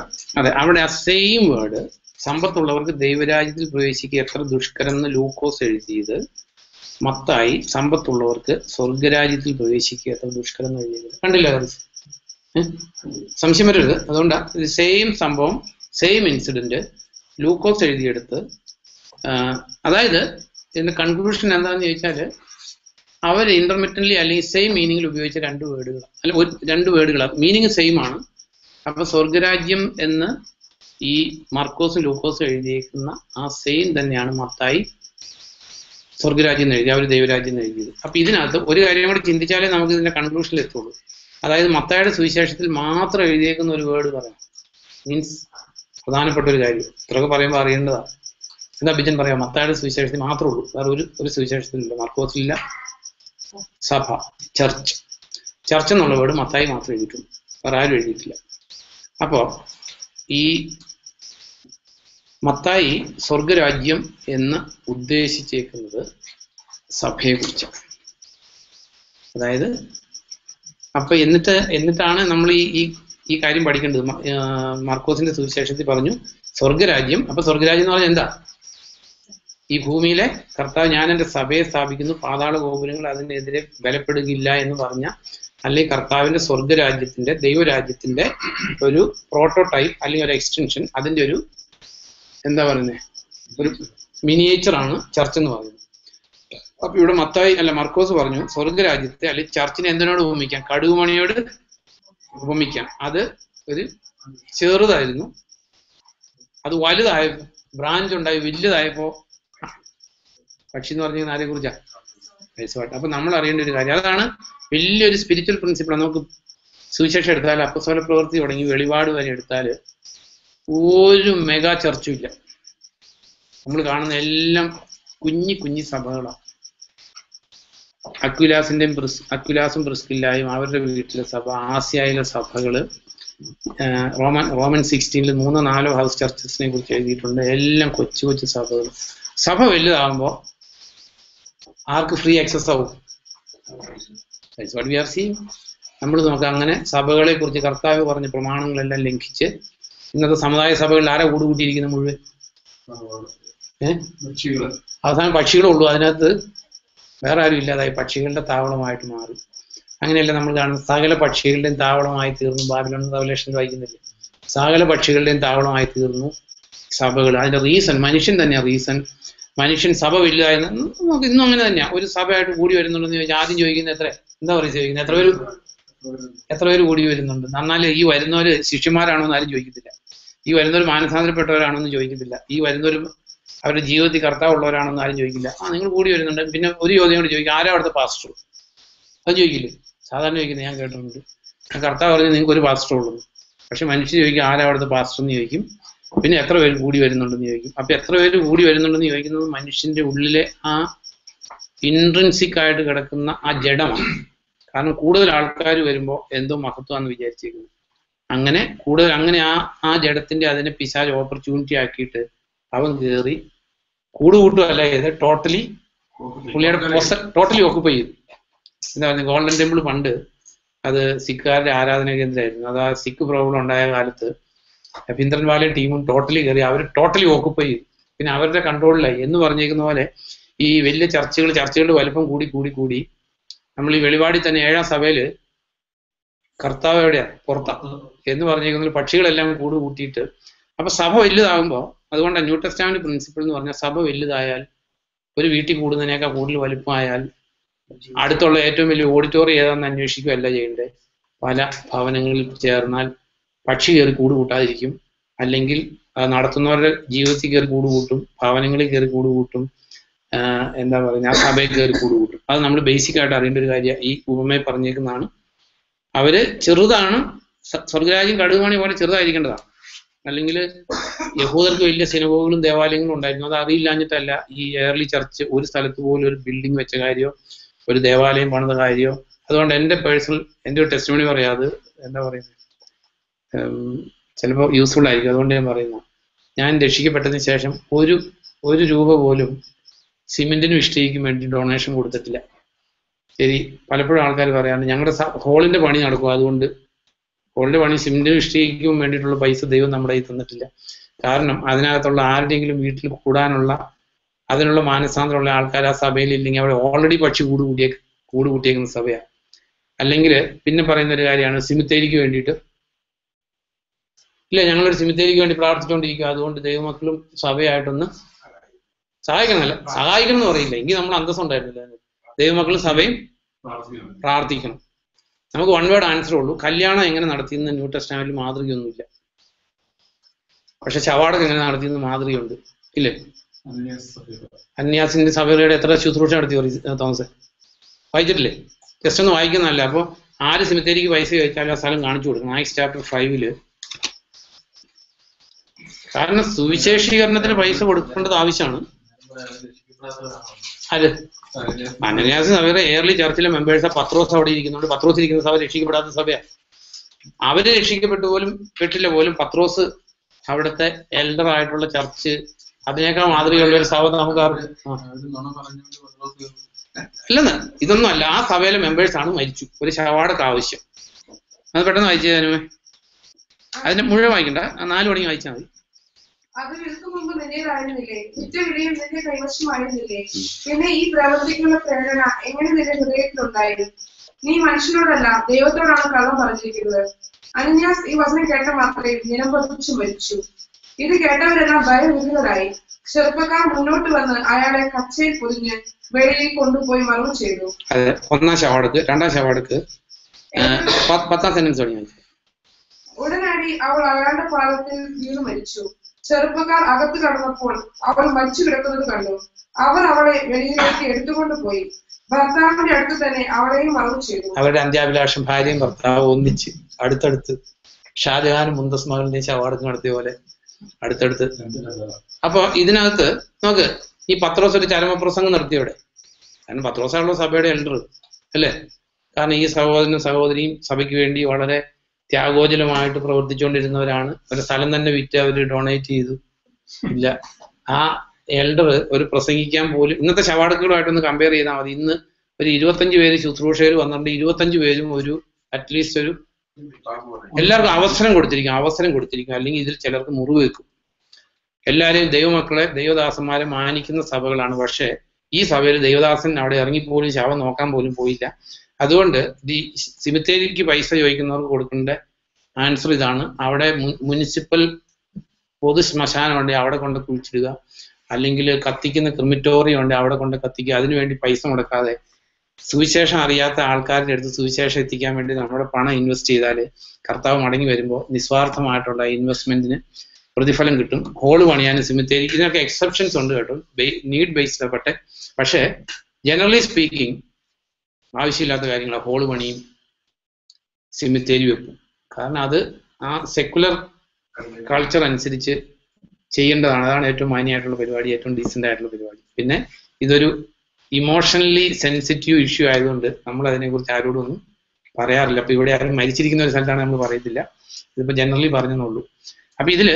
അപ്പൊ ഈ സഭയുടെ വലിപ്പം കൂടുമ്പോൾ ആരാ അവിടെ കൂടുതലായിട്ട് കയറി കൂട് കൂട്ടാൻ വരുന്ന ആരാ, അത് നമ്മൾ അറിഞ്ഞിരിക്കേണ്ട ഒരു കാര്യമാണ്.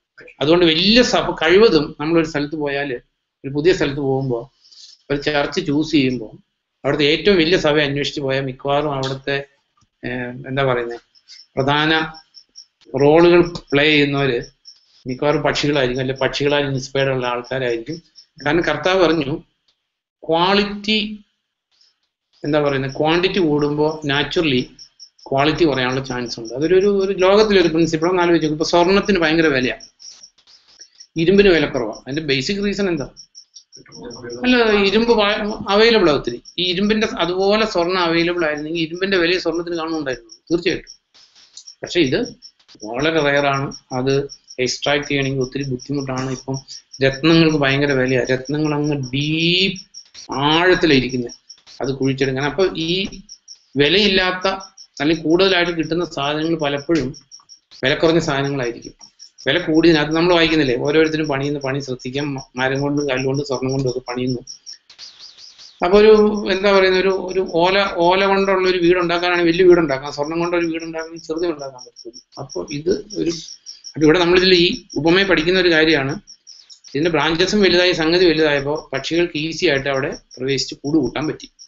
അപ്പൊ ഇതിൽ രണ്ടാമത്തെ സ്ഥലം എന്ന് പറയുന്നത് നമ്മളെല്ലാം കാണുന്ന ഹൃദയങ്ങളത് കേട്ടപ്പോൾ വളരെ സന്തോഷത്തോടു കൂടി സ്വീകരിച്ചു, വചനം കേട്ടു. ഇത് ഏർലി ചർച്ചിൽ നമ്മളങ്ങനെ കാണുന്നുണ്ട്. കേട്ട ദിവസം തന്നെ അവർ സ്നാനപ്പെട്ട് സഭയോട് ചേർന്ന് അവിടുത്തെ എന്താ പറയുന്നത് കൊഴിഞ്ഞു പോയ കാര്യങ്ങളൊന്നും നമുക്കറിയത്തില്ല, ഒന്നും എഴുതിയിട്ടില്ല. ചില ആൾക്കാർ കേൾക്കുന്ന വഴിയെ തന്നെ അമിത ആവേശത്തോടു കൂടി ഭയങ്കര ആവേശമായിരിക്കും, എല്ലാം ആയിരിക്കും. സ്റ്റാർട്ടിങ് അങ്ങനെയാണെങ്കിലും ഒരു കുഴപ്പമില്ല. പക്ഷെ അവർ കരിഞ്ഞു പോകാൻ കാരണം എന്താ? അല്ല, വേരുണ്ടായിരുന്നു. വേരില്ലാതെ മുളയ്ക്കോ? അപ്പൊ ഈ വേര് ഉറപ്പിക്കേണ്ടതിനെ കുറിച്ചൊരു വേർഡ് ന്യൂ ടെസ്റ്റമെന്റിലുണ്ട്, പറയാൻ പക്ഷേ അതെവിടെ ലിസിന്ന് എടുത്തിരുന്നു? ജീവന്റെ ഉറവയായിട്ടുള്ള ക്രിസ്തുവിൽ വേര് എടുത്ത സ്ഥലം ഒന്ന് എടുത്ത് അതെവിടെ എഴുതിയത്? കൊളോഷ്യൻസ് ചാപ്റ്റർ വായിച്ചു, ലിസി വായിച്ചു. ക്രിസ്തു യേശുവിനെ കർത്താവായി സ്വീകരിച്ച നിങ്ങൾ അവനിൽ ജീവിക്കുക, അവനിൽ വളരുക. അപ്പോ ഈ പാറപ്പുറത്തുള്ളതും മുളച്ചു, അതിനും വേരുണ്ട്. മുള്ളിനിടയിലുള്ളതിനും വേരുണ്ട്. എല്ലാത്തിനും വേരുണ്ട്. വേരില്ലാതെ മുളയ്ക്കില്ല. പക്ഷേ ഇത് കരിയാൻ കാരണം, ഇപ്പൊ നമ്മളിതെല്ലാം ശ്രദ്ധിക്കേണ്ട കാര്യം. സെന്റൻസ് ഒന്നുകൂടെ വായിച്ചു, വിഷയം വായിച്ചു. ക്രിസ്തു യേശുവിനെ കർത്താവായി സ്വീകരിച്ച നിങ്ങൾ നമ്മളെല്ലാവരും ക്രിസ്തു യേശുവിനെ കർത്താവായി സ്വീകരിച്ചവരാ, അബ്സല്യൂട്ട്ലി നോ ഡൗട്ട്.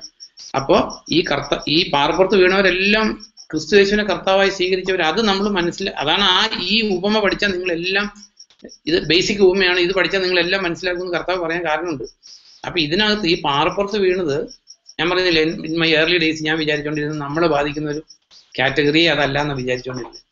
പക്ഷെ ഇവര് രക്ഷിക്കപ്പെട്ടവരാണ്, അവർക്ക് വേരുണ്ട്. പക്ഷെ വേര് അവർ വേണ്ട സ്ഥലത്ത് കൊണ്ട് ഫിക്സ് ചെയ്തിട്ടില്ല. ഇതൊക്കെ നമ്മുടെ വിൽഫുൾ ആക്ഷൻ അല്ലാതെ ഓട്ടോമാറ്റിക്കലി പാറപ്പുറത്ത് വീണതൊന്നും അല്ല. പാറപ്പുറം ആണെന്ന് തീരുമാനിക്കുന്നത് ഈ വേരിനെ നമ്മൾ കൊണ്ട് ഫിക്സ് ചെയ്യുന്ന ബേസിലാണ്. അപ്പൊ ക്രിസ്തു യേശുവിനെ കർത്താവായി സ്വീകരിച്ച നിങ്ങൾ അവനിൽ വേരൂന്നുക, അവനിൽ ജീവിക്കുക, അവനിൽ വേരൂന്നുക, അവനിൽ വളരുക. കണ്ടോ, നോക്ക്, വേര് ആഴം ആയിട്ട് ഇറങ്ങണം. നമ്മൾ വായിക്കുന്നുണ്ട്, ലൂക്കോസിന്റെ സുവിശേഷത്തിൽ വായിക്കുന്നുണ്ട്, ആഴത്തിൽ കുഴിച്ച് പാറമേൽ അടിസ്ഥാനം ഇടണം. അപ്പൊ ഈ വേര് ആഴത്തിലേക്ക് വളർന്നാൽ ഈ പാറയിൽ പോയി ഇത് ഹിറ്റ് ചെയ്യത്തുള്ളൂ. മുകളിലുള്ള പാറയിലാണെങ്കിൽ കഴിഞ്ഞു ഇല്ല. ഈ പാലം പണിയുന്നത് പറയുന്നത് കേട്ടത് സിവിൽ എഞ്ചിനീയറിംഗ് പഠിച്ചിട്ടുള്ളവർക്ക് അറിയാം. എല്ലാ പാലവും പണിയുന്നത് പാറപ്പുറത്ത് ബേസ് ഇട്ടിട്ടാണ്. പാറ കാണുന്നേടം വരെ കുഴിച്ചു പോകും, അല്ലെങ്കിൽ പാലം നിലനിൽക്കത്തില്ല, വീട് വയ്ക്കുന്ന പോലെയല്ല. അപ്പൊ എന്ന് പറഞ്ഞേക്കുന്ന പോലെ തന്നെ നമ്മുടെ ഇത് ഇളകാത്തൊരു പണി, അല്ലെങ്കിൽ എത്ര വണ്ടി ഓളങ്ങളോ താളങ്ങളോ അല്ലെങ്കിൽ എത്ര വെള്ളം വന്നാലും ഹിറ്റ് ചെയ്താലും വെള്ളം ഹിറ്റ് ചെയ്യുമല്ലോ, അതാണല്ലോ പാലത്തിന്റെ പ്രശ്നം. അപ്പൊ ഇത് ഇളകാതിരിക്കണമെങ്കിൽ ഇത് ആഴത്തിൽ കുഴിച്ച് പാറമേലേക്ക് ഈ വേര് കൊണ്ട് ഹിറ്റ് ചെയ്തില്ലെങ്കിൽ, അപ്പൊ ആഴത്തിൽ കുഴിക്കുക എന്ന് പറഞ്ഞാൽ കുഴിക്കുന്ന പ്രോസസ് എങ്ങനെയാണ് നടക്കുന്നത്? അല്ലല്ല, മീൻസ് ഒരു ലിറ്ററലി പറഞ്ഞാൽ എങ്ങനെയാ പറയുന്നത്? കുഴിക്കുക എന്ന് പറഞ്ഞാൽ അത് അങ്ങനെയല്ല. നമ്മൾ ലോകത്തിലെ കുഴിക്കുമ്പോ എന്താ ചെയ്യുന്നത്? അതെ, ഒത്തിരി സാധനം അതിൽ നിന്ന് എടുത്ത് പുറത്തേക്ക് കളഞ്ഞാലേ അടിയിലേക്ക് താണു പോകാൻ പറ്റത്തുള്ളൂ. അപ്പൊ നമ്മുടെ ജീവിതത്തില് ഈ ആഴത്തിൽ കുഴിക്കുക എന്ന് പറഞ്ഞാൽ നമ്മൾ ഈ കർത്താവിലേക്ക് വരുമ്പോൾ നമുക്ക് ഒത്തിരി ആ പത്രോസിന്റെ ലേഖനത്തിൽ പറഞ്ഞിരിക്കുന്ന പോലെ എല്ലാ പാവങ്ങളുണ്ട്, വ്യാജഭാവമുണ്ട്, നുണയുണ്ട്, കള്ളത്തരമുണ്ട്, ഹൃദയത്തിൽ വ്യഭിചാരമുണ്ട്, ദുർനയനുണ്ട്. ഇത് കുഴിക്കുക എന്ന് പറഞ്ഞാൽ ഓരോന്നോരോന്ന് എടുത്ത് കളഞ്ഞ് ഈ വേര് അടി പോയി ഹിറ്റ് ചെയ്തില്ല എങ്കിൽ എപ്പോഴാ കരിയുന്നത്? എപ്പോഴാ? Time of temptation. അതാ പാറപ്പുറത്ത് വീണതിന്റെ എക്സ്പ്ലനേഷനിൽ കർത്താവ് പറഞ്ഞത് വചനത്തെ കുറിച്ച് എന്തുണ്ടാകുമ്പോഴെന്നാ? പരീക്ഷ എന്നല്ല, അതെ. അപ്പൊ ഇതിൽ നമ്മൾ അറിയേണ്ട ഒരു കാര്യം, ക്ലേശോ പീഡയോ ഉണ്ടാകാതിരിക്കുന്ന ഒരു പ്രശ്നം ഇല്ല. ഇന്നത്തെ പ്രോസ്പെറിറ്റി ഹോസ്പിറ്റലുകാർ പറയുന്ന പോലെ കർത്താവിലേക്ക് വന്നു, കണ്ണീരെല്ലാം മാറിപ്പോയില്ല. കണ്ണീരെല്ലാം മാറിപ്പോകുന്ന റെവലേഷൻ 19 അവൻ നമ്മുടെ എല്ലാ കവിൾത്തടങ്ങളിൽ നിന്നും കണ്ണീര് മാറ്റുന്ന ഫ്യൂച്ചർ ഇവന്റ്, ഇപ്പോഴല്ല.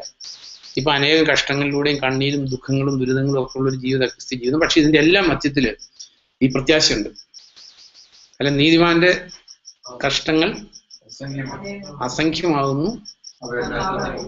അതേതാ സങ്കീർത്തനം? ഏതാന്ന് 34. നീതിമാന്റെ അനർത്ഥങ്ങൾ അനേകമാകുന്നു, പക്ഷെ കർത്താവ് അവയിൽ നിന്നെല്ലാം അല്ല നീതിമാനൊരു അതാണ് ക്രിസ്ത്യൻ ചലഞ്ച് എന്ന് പറയുന്നത്. ലോകത്തിലുള്ളവർക്കും കഷ്ടം ഉണ്ടാവും, നമുക്കും കഷ്ടം ഉണ്ടാവും. പക്ഷെ ലോകത്തിലുള്ളവർ കഷ്ടം വരുമ്പോൾ അവിടെ ഗതികേടിലാവും. പക്ഷെ നമ്മൾ വിക്ടോറിയസ് ആയിട്ട് എമർജ് ചെയ്യുക അതിൽ നിന്ന്. അതാണ് നമ്മുടെ വ്യത്യാസം. അപ്പൊ ഇവിടെ പറഞ്ഞേക്കുന്നത് ആ മാർക്കോസ് 4 ഇത് പാറനിലത്ത് വിതയ്ക്കപ്പെട്ടു എന്ന് പറഞ്ഞത് ഇനി പറയുന്നതിനെ കുറിച്ചാണ്. അവർ വചനം കേൾക്കുന്നു, പെട്ടെന്ന് സന്തോഷപൂർവ്വം അത് സ്വീകരിക്കുന്നു. കാരണം ഇത് കേട്ടപ്പോൾ നല്ല കർത്താവിന് വേണ്ടി ജീവിക്കുന്ന നല്ലതാണ്. കർത്താവിന് വേണ്ടി ജീവിച്ച പലർക്കും അനുഗ്രഹം ഉണ്ടായിട്ടുണ്ട്, ഐശ്വര്യം ഉണ്ടായിട്ടുണ്ട്, ഉണർവുണ്ട്. ഇതിനേക്കാൾ നല്ലൊരു ജീവിതമില്ല. പെട്ടെന്ന് സ്വീകരിച്ചു. ഒന്നും ഇതിന്റെ കൊടുക്കേണ്ട വിലയെക്കുറിച്ച് ഒന്നും ചിന്തിച്ചിട്ടല്ല ഇത് കർത്താവിലോട്ട് വന്നത്. അതുകൊണ്ട് കർത്താവ് പഠിപ്പിച്ചപ്പോൾ നമ്മൾ ഈ കാര്യത്തിൽ മൈ ലൈഫ് വാസ് ഒരു മിസറബിൾ ഫെയിലിയർ ആയിരുന്നു. മീൻസ് ഈ വചനത്തിന് കൊടുക്കേണ്ട വിലയെക്കുറിച്ച് പലപ്പോഴും സുവിശേഷം പറയുന്നവരോട് പറഞ്ഞിട്ടില്ല. ഇൻ മൈ ഏർലി ഡേയ്സ് അല്ല, ടിൽ റീസെന്റ്. അപ്പോൾ അതിന് ഈ പരാജയങ്ങളിൽ നിന്നാണ് നമ്മൾ പലപ്പോഴും പാഠം പഠിക്കുന്നത്. അപ്പൊ അതിൽ നിന്ന് ഒരു കാര്യം മനസ്സിലായി, ജീവിതാനുഭവങ്ങളിൽ നിന്ന് പഠിച്ച കാര്യം, ഈ ഇതിന് കൊടുക്കേണ്ട വിലയെക്കുറിച്ച് പറയാതെ നമ്മൾ ഒരാൾ കർത്താവിലേക്ക് കൊണ്ടുവന്ന് നിലനിൽക്കില്ല എന്നുള്ള കാര്യം 100% ഉറപ്പാണ്. 100%. കാരണം കർത്താവ് പഠിപ്പിച്ചിരുന്നത് ഡിഫറെന്റാണ്. കർത്താവ് ലൂക്ക് ചാപ്റ്റർ 14 അത് എടുക്കണ്ട, അതാണ് സുവിശേഷത്തിന് ഏറ്റവും വലിയ മാതൃക. അതിൽ കർത്താവ് എന്താ പറഞ്ഞേ? എന്താണ് കർത്താവ് പറഞ്ഞ സുവിശേഷം നമ്മൾ അറിയില്ല. നമ്മൾ വേറെ വികടമായ സുവിശേഷം പറയും. ഇങ്ങനെ ആൾക്കാരെ കൊണ്ട് പാറപ്പുറത്ത് പൊട്ടി മുളപ്പിക്കും. അത് കഴിഞ്ഞ് അവർ നരകസന്തതിയാവും. നമ്മളും അറിയില്ല, അവരും അറിയില്ല. കർത്താവ് എന്താ പറഞ്ഞേ? അല്ലല്ല, അതില് അതായത് ഇത് പണിത് തീർക്കാൻ വകയുണ്ടോ എന്ന് എപ്പോഴാ? പണിയുന്നതിന് മുമ്പ്. പക്ഷെ നമ്മൾ ആൾക്കാരെ ഒരു സോഫ്റ്റ് ആയിട്ട് ഇതിന് കൊടുക്കേണ്ട ബുദ്ധിമുട്ടിനെ കുറിച്ച് മിണ്ടില്ല. എന്റെ തെറ്റുകളായിട്ട് ഞാൻ പറയുന്നത്. ഇത് ഈ പ്രശ്നത്തിൽ നിന്ന് രക്ഷിക്കും. അത് ഇതിന്റെ സോഫ്റ്റ് സൈഡ് മാത്രം പറഞ്ഞ നമ്മുടെ ആത്മാർത്ഥത. പക്ഷെ ആത്മാർത്ഥത കൊണ്ട് തെറ്റ് ശരിയാകത്തില്ല. ആത്മാർത്ഥത കൊണ്ട് നമ്മൾ ഇപ്പൊ ഉഷ പോയി ഭയങ്കര പരമാർത്ഥതയോട് കൂടിയ പേടകത്തെ പിടിച്ചത്. കർത്താവിന്റെ മഹനീയമായിട്ടുള്ള പേടകം തറയിലേക്ക് നിവദിക്കാൻ പോവുക. ഓടിച്ചത് ദൈവത്തെ സഹായിക്കാൻ പോയതാണ്. നമ്മളും അങ്ങനെ ഉഷ പേടകത്തെ പിടിച്ച പോലെ നമ്മൾ ഈ സുവിശേഷത്തെ ലഘൂകരിച്ച് ഇതിന്റെ ഭാരങ്ങൾ പറയാതെ, ബുദ്ധിമുട്ട് പറയാതെ ആൾക്കാർക്ക് സുവിശേഷം കൊടുക്കുമ്പോൾ ഉഷ പേടകത്തെ പിടിച്ച പോലെയാ. നമ്മൾ കർത്താവിനെ സഹായിക്കുക, ഒരാത്മാവിനെങ്കിലും തീന്ന് വലിച്ചെടുക്കാൻ വേണ്ടി സഹായിക്കുക. പക്ഷെ നമ്മൾ തീന്ന് വലിച്ചെടുത്ത് എങ്ങോട്ട് ഇട്ടു കൊടുക്കുന്നത്? അല്ല, അത് ഇച്ചിരിയുടെ ലെസ് ടോർമെന്റിങ് സ്ഥലത്തുനിന്ന് ഇച്ചിരിയുടെ സീവിയർ ടോർമെന്റിങ് സ്ഥലത്തേക്ക് ചെല്ലും. കാരണം നമ്മൾ ബുദ്ധിമുട്ടിലിരിക്കുന്ന ആളോട് പറയും കർത്താവ് ബുദ്ധിമുട്ട് മാറ്റി തരൂ. അപ്പൊ ഇവര് വരുന്നത് എന്തിനു വേണ്ടിയാ? അബ്സല്യൂട്ട്ലി. അവരല്ല, നമ്മളാണ് ആ ആത്മാക്കൾക്ക് കൂടെ നമ്മൾ കണക്ക് കൊടുക്കേണ്ട ഒരു ഉറപ്പായിട്ട്. കാരണം കർത്താവ് പറഞ്ഞ സുവിശേഷമല്ല. കർത്താവ് പറഞ്ഞു, അതായത് നീ അപ്പനേക്കാൾ കൂടുതൽ, അമ്മയേക്കാൾ കൂടുതൽ, സഹോദരന്മാരെക്കാൾ കൂടുതൽ, സഹോദരിയേക്കാൾ കൂടുതൽ. കർത്താവ് അത് സ്റ്റേജ് ബൈ സ്റ്റേജ് ആയിട്ടാണ് പറഞ്ഞത്. എന്നല്ല, അനുദിനം നിന്റെ കുരിശെടുക്കുന്നില്ല എങ്കിൽ എന്റെ ശിക്ഷനാകാൻ പറ്റത്തില്ല. എന്നിട്ട് പറഞ്ഞു, ആദ്യമേ ഇരുന്ന് ഇത് പൂർത്തിയാകാൻ നിനക്ക് വകയുണ്ടോ എന്ന്. ഇംഗ്ലീഷിലാണ് ഇത്തിരി കറക്റ്റാ. കൗണ്ടിങ് ദി കോസ്റ്റ് എന്നാ. അതായത് വീട് പണിയുന്നതിന് മുമ്പ്, അത് നമ്മൾ ലോകത്തിൽ നമ്മളെല്ലാം ബുദ്ധിമാന്മാർ. ആരെങ്കിലും നമ്മൾ താമസിക്കുന്ന വീട് പൊളിക്കുമോ? ഇത് പണിത് തീർക്കാൻ വകയില്ലാതെ പൊളിക്കോ ഇത്? ഇതൊന്ന് പൊളിച്ചു പണിതാൽ കൊള്ളാവുന്നൊരു ആഗ്രഹമുണ്ട്. അതുകൊണ്ട് വീടൊക്കെ പൊളിക്കാം. അതിനാണെങ്കിൽ പൈസ ചെലവും ഇല്ല. അപ്പൊ അങ്ങനെ ആരെങ്കിലും പൊളിക്കുന്നുണ്ടോ? അങ്ങനെയുള്ളവരാ നമ്മുടെ സുവിശേഷകർ. നമ്മളെല്ലാം അങ്ങനെ, ഞാൻ അങ്ങനെ ചെയ്തിട്ടുണ്ട് സോ മെനി ടൈംസ്. അങ്ങനെ ഒത്തിരി പേരെ നരകസന്ധതി, ഇരട്ടി നരകസന്ധതി ആക്കി കൊടുത്തിട്ടുണ്ട്. എന്ത് ചെയ്യാൻ പറ്റും? അറിവില്ലായ്മ ചെയ്തതാ. ദൈവത്തോട് മാപ്പ് അപേക്ഷിക്കാന്നുള്ളൂ. അപ്പൊ ഇതില് എന്നിട്ട് കർത്താവ് പറഞ്ഞു, ഇതിനുള്ള കോസ്റ്റ് പേ ചെയ്യാൻ വില്ലിങ് ആണോ എന്ന്. അതുകൊണ്ടാണ് ക്രിസ്ത്യാനിറ്റിനെ you have to put forward as ഇത് ബലവാന്മാർക്കുള്ള, ധീരന്മാർക്കുള്ള ഒരു വേ ആണ്. If you are willing to take that challenge to, എന്താ പറയുന്നത്, മരിക്കാൻ സന്നദ്ധനാണെങ്കിൽ, കർത്താവിന് വേണ്ടി ജീവൻ ത്യജിക്കാൻ സന്നദ്ധനാണെങ്കിൽ, ഈ ലോകം വിലയില്ലാത്തതിന്റെ പിന്നാലെ പോകുമ്പോൾ ഇത് വിലയേറിയ മുത്താന്ന് മനസ്സിലാക്കി തനിക്കുള്ളതെല്ലാം വിറ്റ് എന്തെങ്കിലും കിട്ടാൻ വേണ്ടിയിട്ടല്ല, കൊടുക്കാൻ വേണ്ടി. ഇങ്ങനെ സുവിശേഷം പറയുമ്പോൾ പ്രശ്നം എന്താണെന്ന് ചോദിച്ചാൽ, പ്രശ്നം എന്താ? ആരും വരില്ല. അപ്പോൾ 10 വർഷം പ്രവർത്തിച്ചിട്ട് ഒരു കുഞ്ഞു പോലും ഇല്ല. അപ്പൊ നമ്മൾ പതുക്കെ സുവിശേഷം ഡൈല്യൂട്ട് ചെയ്യാൻ തുടങ്ങും. അങ്ങനെ ഇതൊക്കെ സംഭവിച്ചേക്കുന്നത്. അപ്പൊ പിന്നെ ഒരു കാര്യം കണ്ടെത്തി സുവിശേഷകർ, ഈ അനുഗ്രഹം എല്ലാ പ്രശ്നത്തിൽ നിന്നും രക്ഷിക്കും, പൈസ ഉണ്ടാക്കി തരും, കണ്ണീര് മാറ്റിത്തരും. കമ്മ്യൂണിസം അത് എല്ലാവർക്കും ഈക്വാലിറ്റി ഉണ്ടാകും, കണ്ണീരെല്ലാം തുടയ്ക്കും. ആ സുവിശേഷം പറഞ്ഞപ്പോൾ ഇഷ്ടംപോലെ ആൾക്കാർ വന്നു. അത് ഇന്ന് നല്ല, എന്താ പറയുന്നത്, ചൂടപ്പം പോലെ വിറ്റഴിക്കപ്പെടുന്ന സുവിശേഷം.